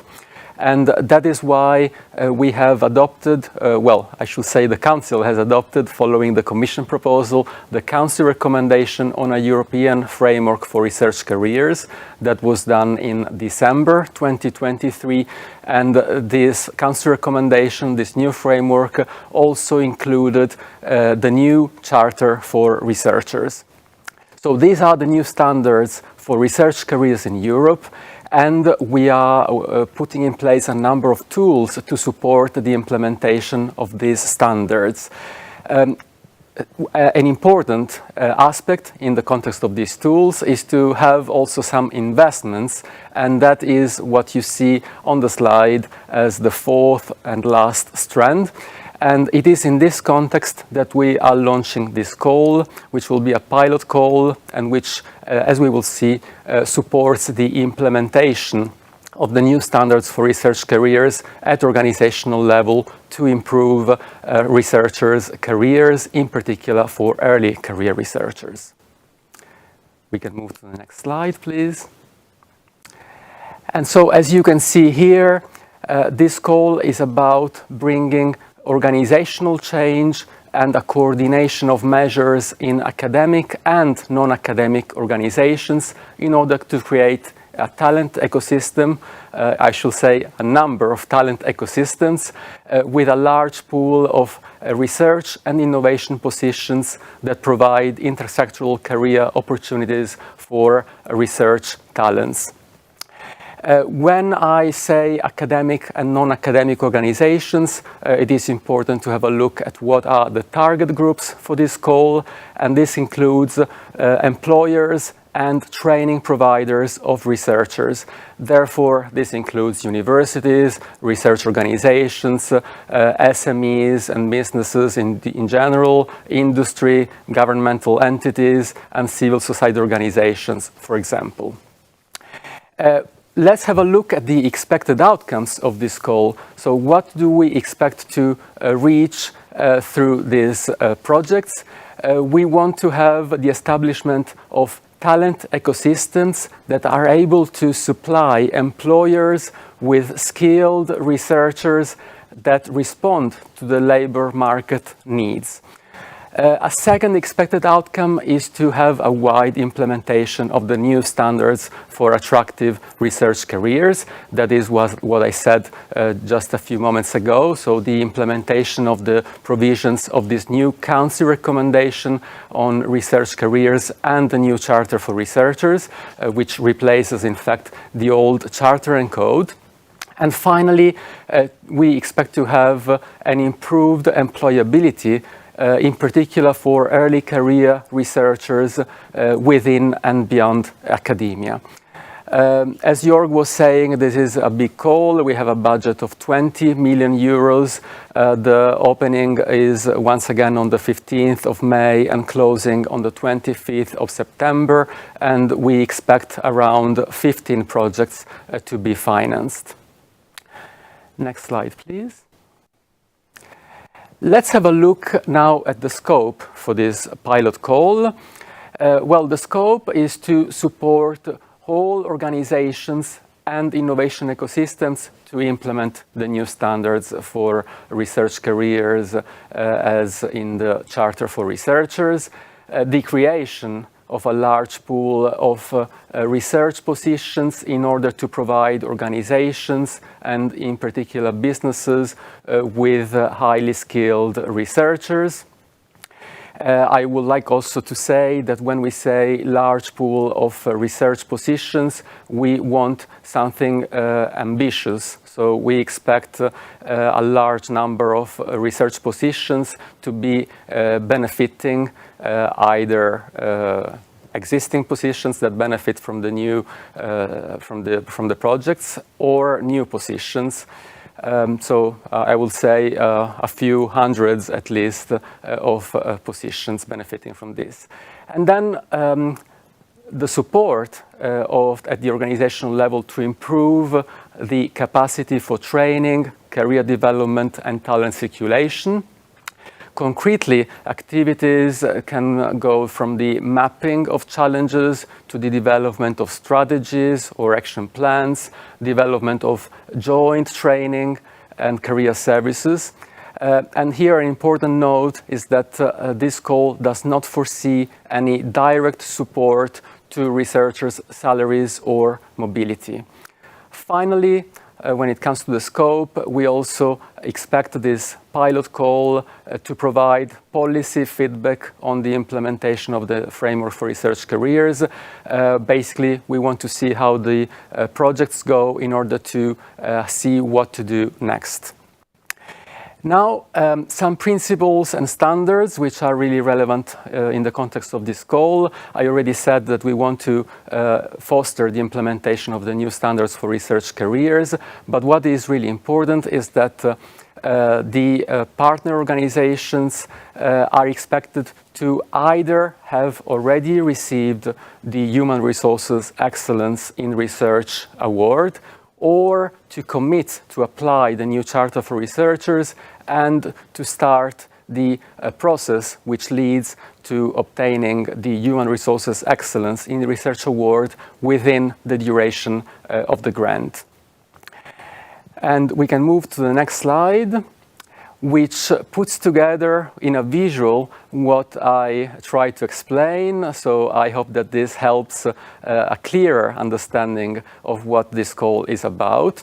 If you have a look in the circle at the bottom part, we aim at having large intersectional consortia of training providers and employers of researchers for the implementation of the new framework for research careers and the new Charter for Researchers.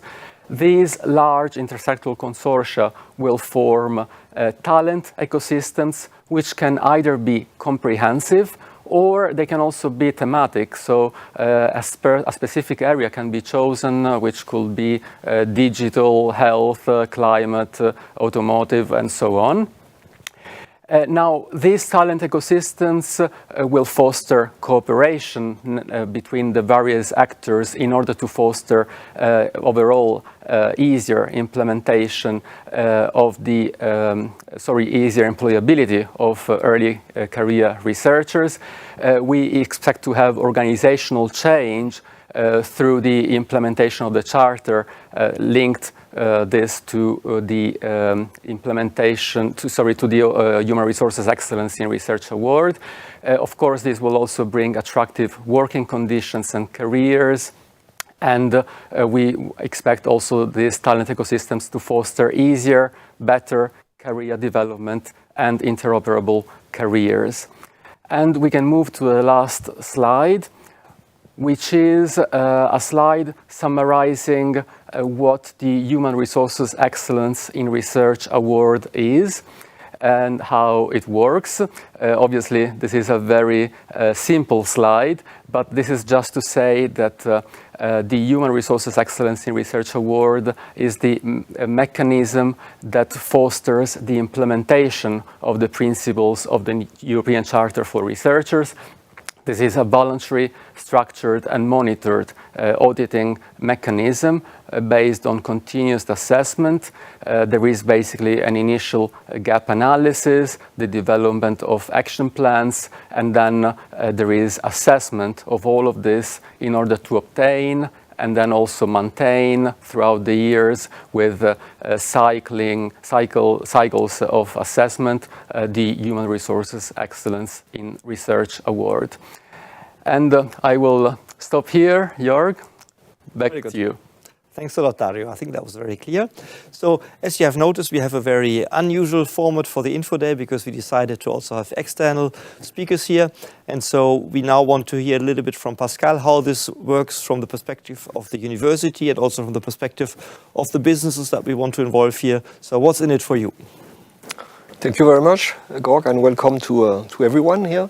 So my focus will be on inter-operational research career for PhD students, especially enrolled at the Graduate School in Medicine and Biomedical Science and Technology.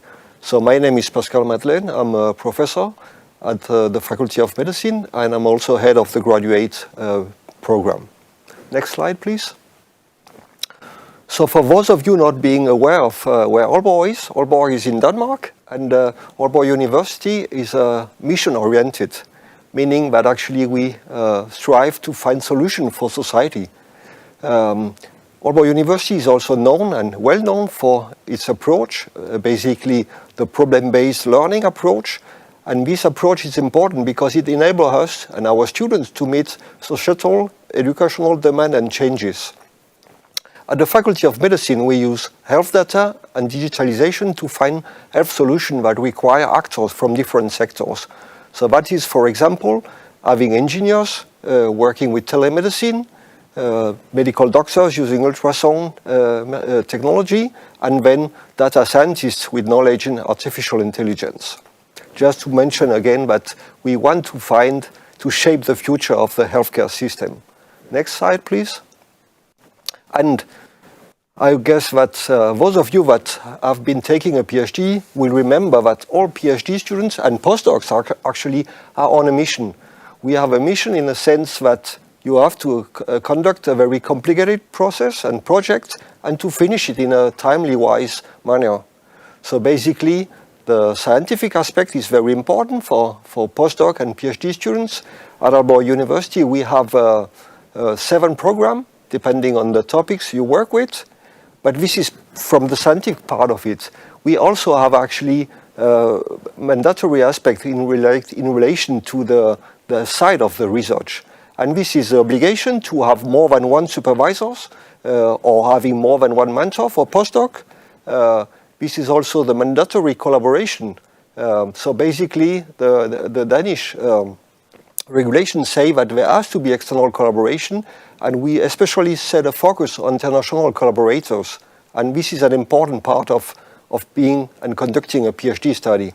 Next slide, please.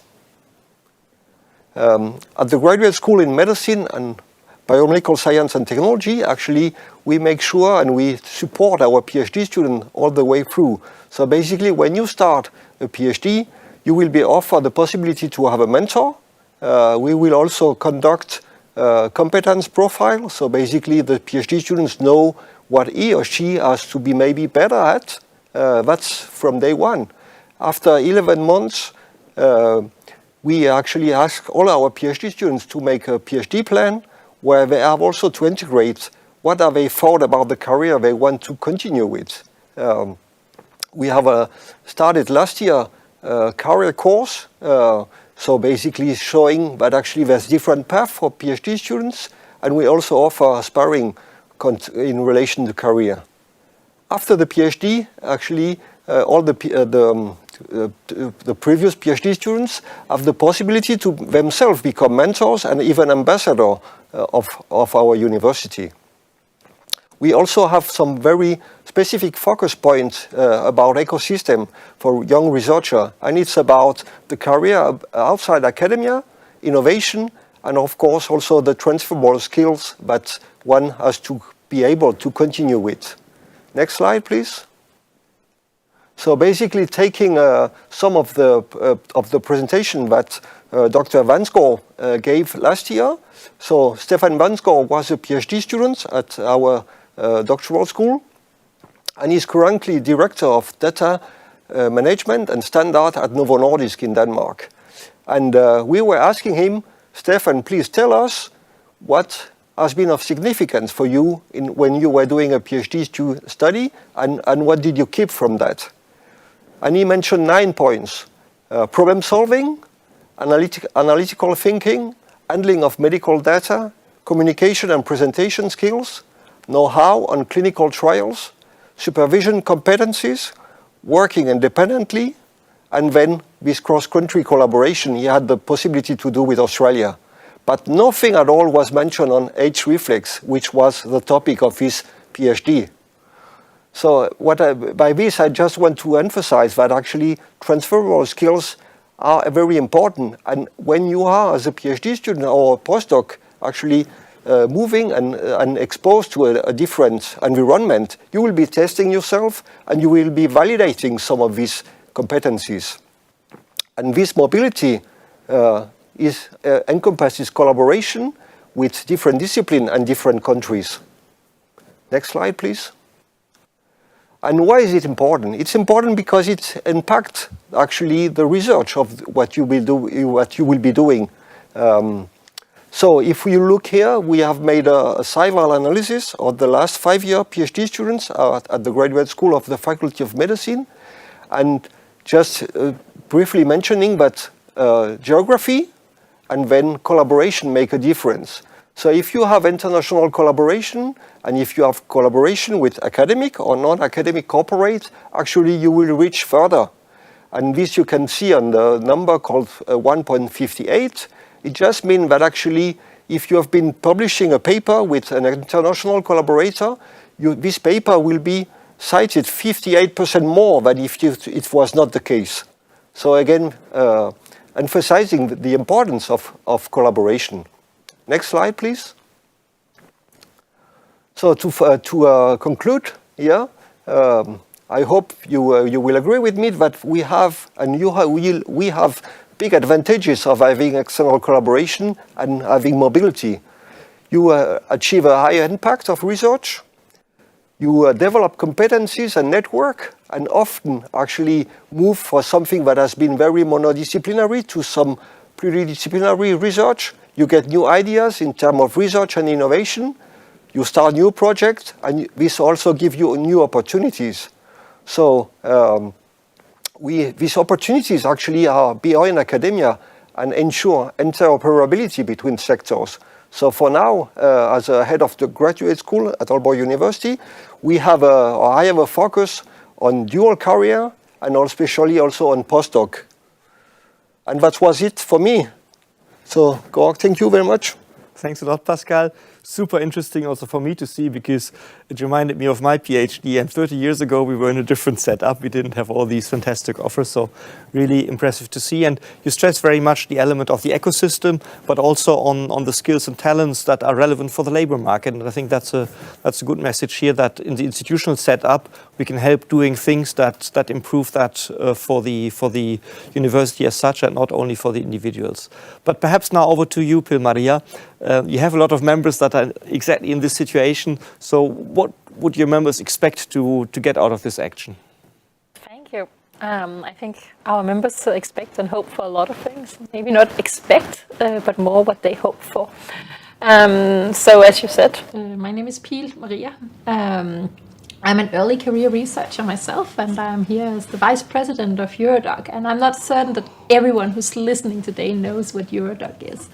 But Eurodoc stands for the European Council of Doctoral Candidates and Junior Researchers, and we represent early career researchers. That's researchers at the R1 or R2 level across Europe. And the members of Eurodoc is technically member organizations, but I would say I'm probably here representing the largest group of stakeholders in the question, namely those who it is all about, the researchers. And as you can see on the map, then Eurodoc has members all across Europe. And there are a lot of differences when we talk about the academic or the research career path across Europe. It can look very different whether you are pursuing it in Scandinavia or in Italy, Spain, or Eastern Europe. There are big differences, but there are also some similarities. And I think that's really important to keep in mind when we talk about expectations and hope for this project, this funding. That is that it is a very precarious career path, and it is very international. And those two things is something that we should consider. Next slide, please. Next slide, please.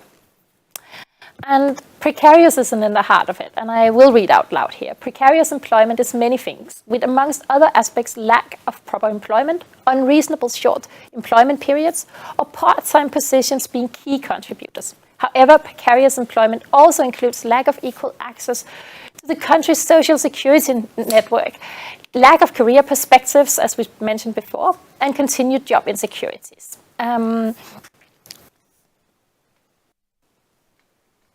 And for an early career researcher, the career path is typically a PhD, then a postdoc, but it can look different. And what is important to take away from it is that it's short-term contracts, its lack of access to social security, and its lack of career prospects. One feels more precarious than one might be, or vice versa. And it's hard to solve all of them at once, but what we are talking about when we're talking about pilot projects here is to mitigate some of the effects of them. And I think it's important to bring attention to a current project that is running. Next slide, please. And that's Secure. It's also a Horizon Europe project, and it's called Secure and stands for Secure Sustainable Careers for Research Empowerment. And the aim here is to develop frameworks and to run pilots, and the pilots are just starting. And in many ways, it can be seen as the the first step to the new pilot projects that are coming. And I would recommend everybody who is interested in this topic to take a look at the Secure project in more detail. Next slide, please.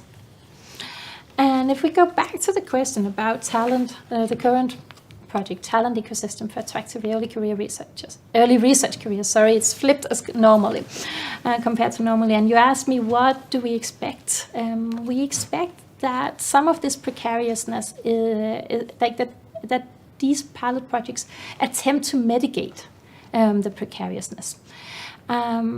We also expect that it looks very different depending on where you're situated, what field you're in, what stage you are at. Are you in your PhD or are you in your postdoc period? And not all, no pilot project can address all of these things at once. But what we expect is that all these pilot projects thinks about who this is intended for, and that's early career researchers, R1 and R2.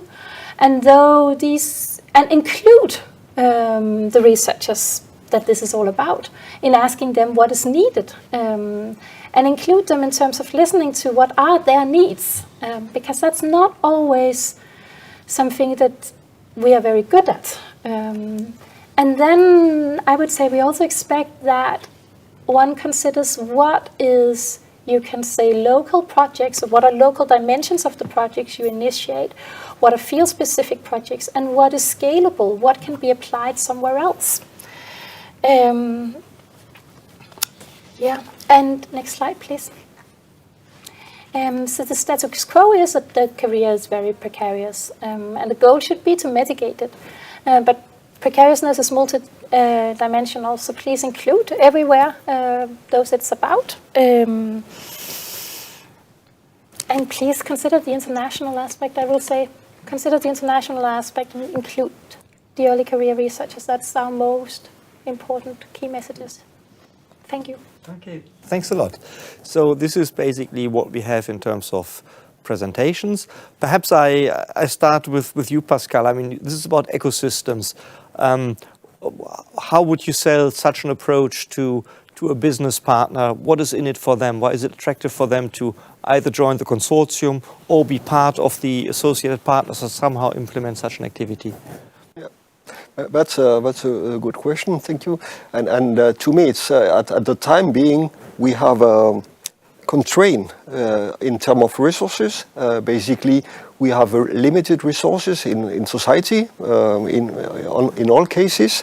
And this will play a crucial role in the future because we have to be sure that actually that the scientific, or at least part of the scientific discovery, are sustainable in the sense that they have to be integrated in the society. And this can only be done, as I see it, if we integrate business and industry in relation to some of the research that is conducted. Not in all cases, but I think in general, the way we could see research progress could be what's called project theory, would be kind of proof of concept, and then we have to make sure that this can be applied to our societies in Europe. Okay, so in the end it allows for businesses to engage in a more structured way also with the universities and build a longer term perspective here. Very good. We have now quite a few questions from Slido. Perhaps I take one that relates to the European University Alliances and if they can be part of a consortium. So European University Alliances are consortia that are funded and created under the Erasmus Plus program. Some of them also receive funding from the framework program for the R&I dimension. So these are already existing consortia that work on institutional transformation.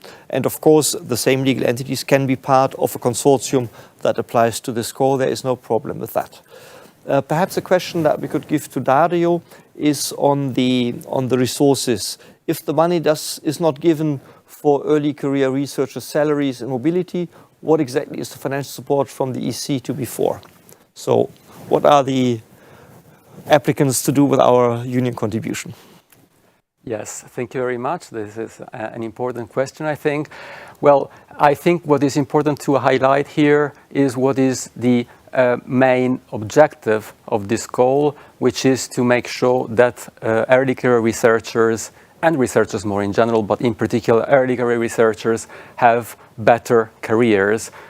So the idea will be to respond to those needs that in particular Pil Maria has highlighted, but also Pascal. So for example, I will be thinking about the importance of transferable skills.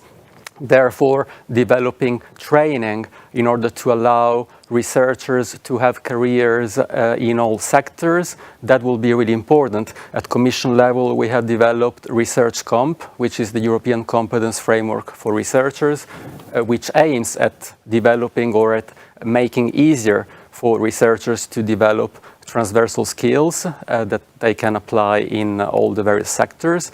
So, for example, developing training according to Research Comp could be one of the activities, or perhaps I could think about developing career services for researchers so that they can more easily find a way and solve to a certain extent the problem of researchers' precarity that Pil Maria was talking about. So there are a number of activities that can be certainly relevant and that are certainly eligible for funding. Very good. And perhaps if I may add one, of course we want to see a good consortium making the proposal, but we also can expect consortia to grow their network, the ecosystem over time. So also this ambition to somehow increase the outreach of the network is something that you can certainly consider as an important activity there. Perhaps I stay for a moment with Dario on some of the more technical issues. Is the focus only on early career researchers? Do partners have to be geographically close? Perhaps you can enlighten us a little bit on these points. Yes, thank you. So when it comes to early career researchers, well, the focus is mainly on early career researchers. It is not only, and in fact it couldn't be only on early career researchers, because fostering the implementation of the new standards for research careers at organizational level will certainly have an impact overall on the researchers which are involved. So the focus is on making sure that early career researchers, and therefore R1 and R2 researchers, can have better careers with better working conditions, easier employability, better opportunities. But of course, the impact will be much wider than that. And when it comes to the partners to be geographically close, well, in fact, when we talk about talent ecosystems, we talk about an ecosystem where partners from different sectors cooperate without a specific geographical relevance. Therefore, well, here it is the general criteria for Horizon Europe that apply. So we expect partners to cooperate beyond borders and with a number of partners from different member states and associated countries. Okay, very good. Let me tick off one question that we also received in a previous session. What about accompanying research within a project? Can it be funded as a secondary activity? So here, clearly not a good idea. This is about building ecosystems and making sure that the labor market relevance of the trainings provided is there. So I think the only research that we could see here is something that helps to analyze what the project is doing, so that you can also bring that benefit to future activities. So research into the pilot as such, but that's where it should stop. Perhaps a little bit back to Pil Maria. If you look at it from a perspective and from listening now also to Dario, what kind of activities would you recommend to be included here that benefit most our target group here? So I very much agree with everything Dario has said, and also with what Pascal is outlining as taking place. And it boils down to really two things: training on transferable skills and career guidance. And for both of them, I think it's important to remember that not everything for everybody, but access to a variety of opportunities in terms of training on transferable skills and types of career guidance that allows the early career researchers to shape their own career path, whether it's within academia or outside, and also make them robust in terms of contemplating different career possibilities and not just one. So those. Okay, very good. Yeah, and it reminds me of the slide that you showed, Pascal, about your previous researcher that mentioned a lot of things except the one of the topic of his PhD. So that shows that employability and career perspectives outside academia depend on very much on other things. Perhaps a tricky one for you, Dario, and it scores quite high here on our Slido. Can you commit to apply the new Charter for Researchers and commit to its implementation without starting the HRS4R process? How do we see that? Yes. Well, here I will say that I will answer with two different answers. The first one, which is a general one, like, is it possible to commit to the Charter for Researchers without officially starting the HRS4R process? Well, in fact, no, it is no longer possible. It was possible in the past to back from the side of an institution's the charter and code, so the old version, without starting the formal process. It is no longer possible. But then the second part of my answer strictly relates to this call. And in this call, as I read, I actually read the actual text from the call topic when I did my presentation. So basically, all partner organizations are expected either to have the award or to commit to implementing the charter and to starting the implementation process. Therefore, the human resources, the HRS4R, during the duration of the grant. So indeed, that is something which is required. Okay, good. Perhaps from a moment back to you, Pascal, and the link between what we are trying to do here and innovation, knowledge valorization, which you highlighted also in your presentation. So how can this career perspectives and employability also benefit the dimension of innovation and knowledge valorization? Yeah, I think that's a very important point. Actually, innovation has not been mentioned very much, and I think it's in most of our PhD students' projects and even postdoc for now. It's more about the science, about the publication where they will reach, and not enough on innovation part. And it's something that we are very much aware of. So we try to also to integrate at the PhD level, but also for the postdoc connection with our patent offices at Aalborg University. So they are aware of the possibility actually to attract seeds money for trying to see if actually the main idea of a project or the outcome has some kind of potential interest in terms of commercialization of the new finding.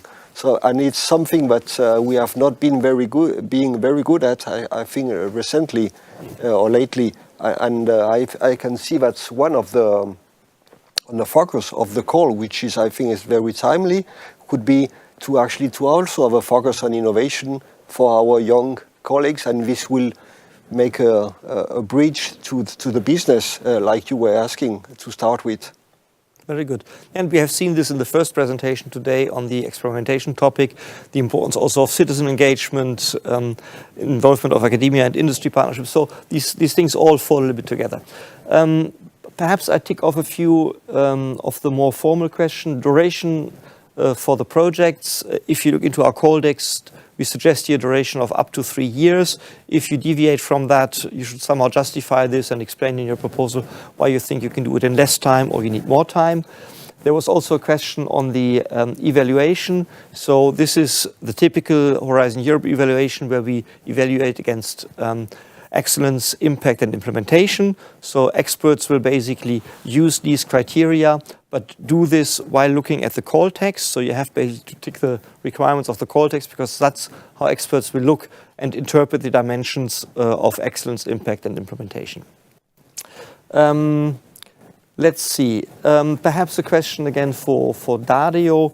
How many talent ecosystems from different countries are expected? Tricky one. What would we say?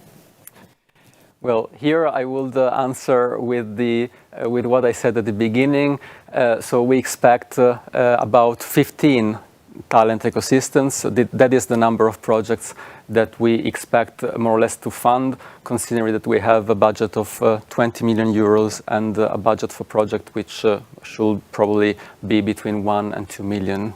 Okay, so important message, one project, one ecosystem. Don't try to build 15 ecosystems in one project. So another more technical question. We say we want to be ambitious in the number of R&I positions that a project covers. And here the question is, does it have to be employees from the consortium institutions? Are students of universities concerned as well? What do we make out of that, Dario? Well, here what I will say is that what we want to make sure is that researchers are able to have better opportunities within the ecosystem, but not necessarily.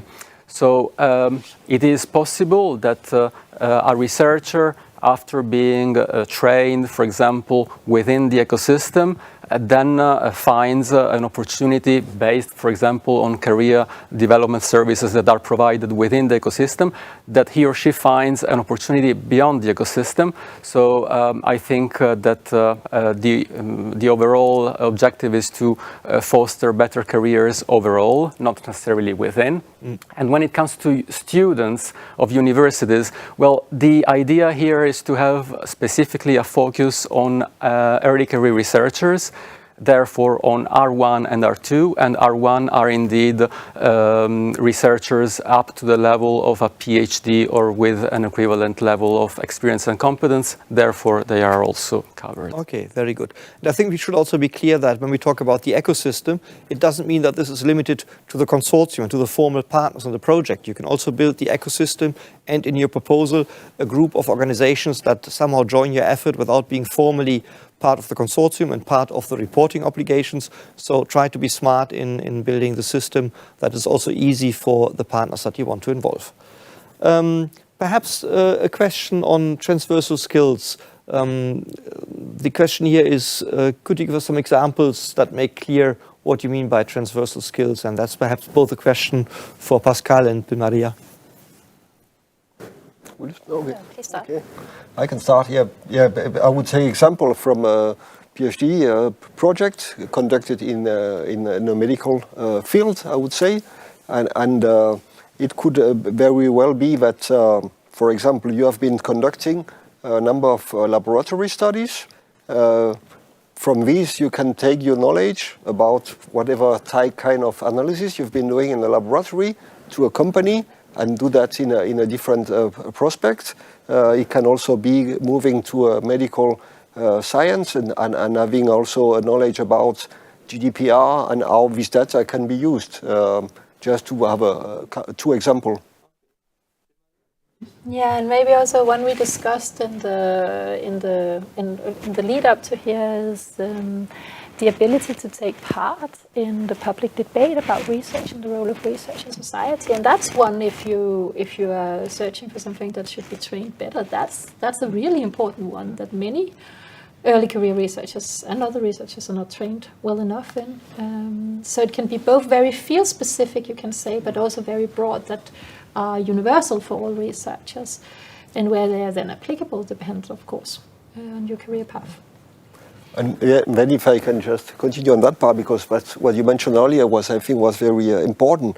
And I think we have to see it in a way that actually each individual has to shape his own path or her own path.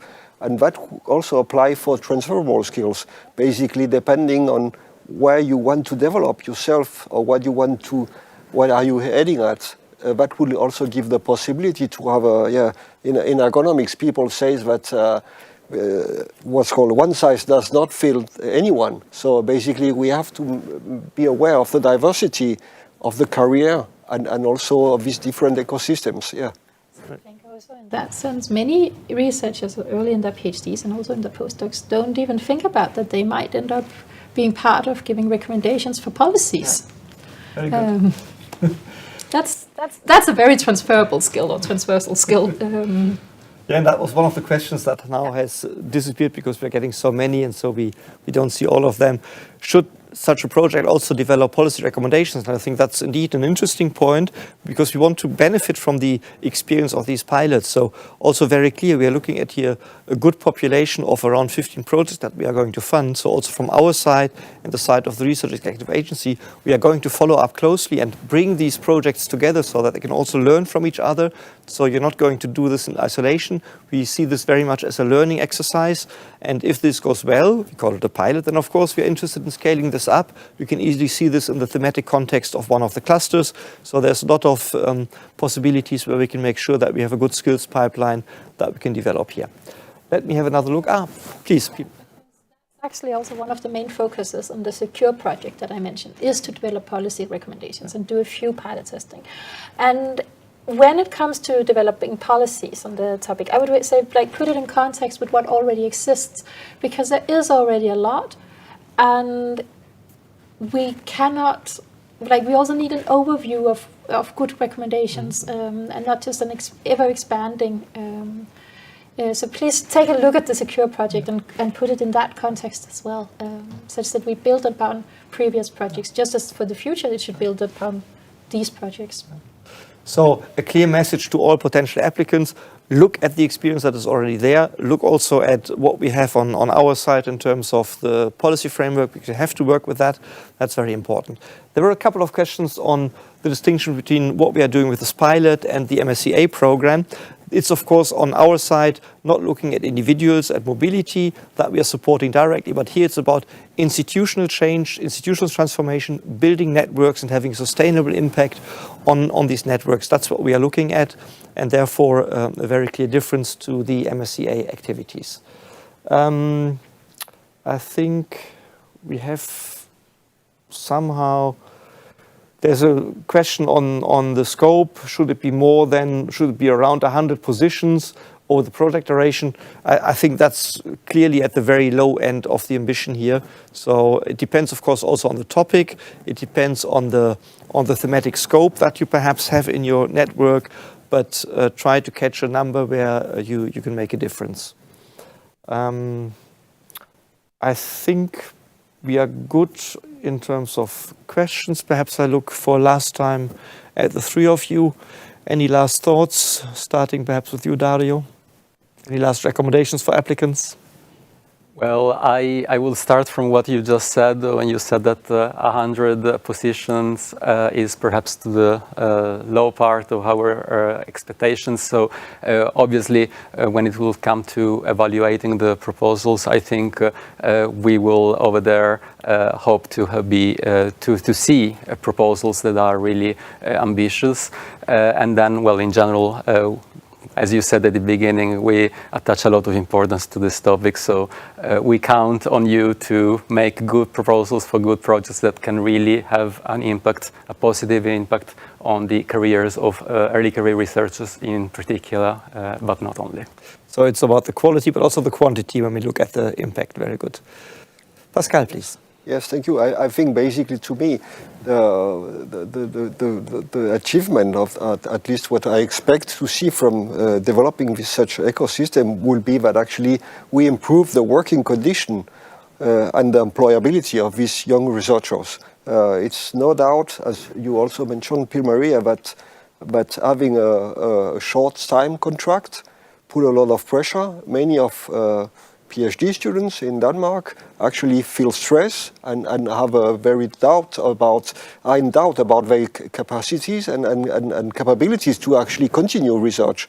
So as I see it, it's this way, this pilot project should enable actually to make our young colleagues and young researchers being more confident about their future and helping them to find a path so they can actually continue their work and improve working life in general. Very good. Maria?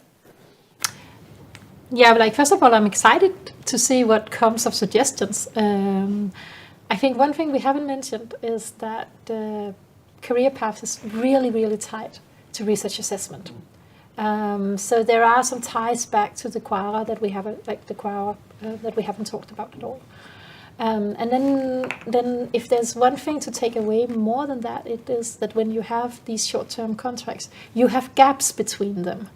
And that's really, really precarious, especially for those who are international. And that part needs, there I would love to see something that really take that responsibility of addressing that. If the research career is to be international, then we really have to take care of our international researchers. Very good. Thank you so much, the three of us. I think it was a very good conversation that we had here. As you can see, we're all very excited about that topic. We encourage a lot of experimentation and testing here. We are not very prescriptive in terms of how you build your ecosystems, how do you achieve what we want to achieve here.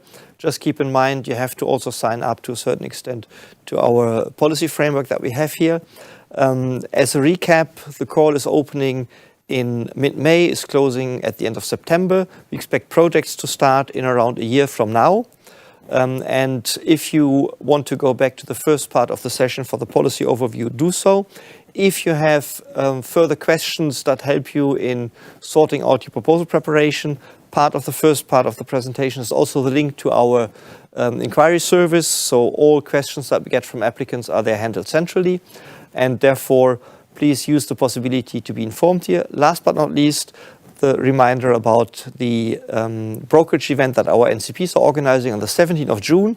So if you look for partners in a consortium and need some assistance in preparing your proposal, that's a good date to pencil into your agenda, and we will make sure that the NCPs make a lot of promotion about that as well. With this, we close our session and the info day. Many thanks for everybody that listened to us and for your interest in the topic. Write good proposals. We want to see a lot of good submissions so that we have a good portfolio that is helping young research careers and therefore research as such. Thank you and goodbye.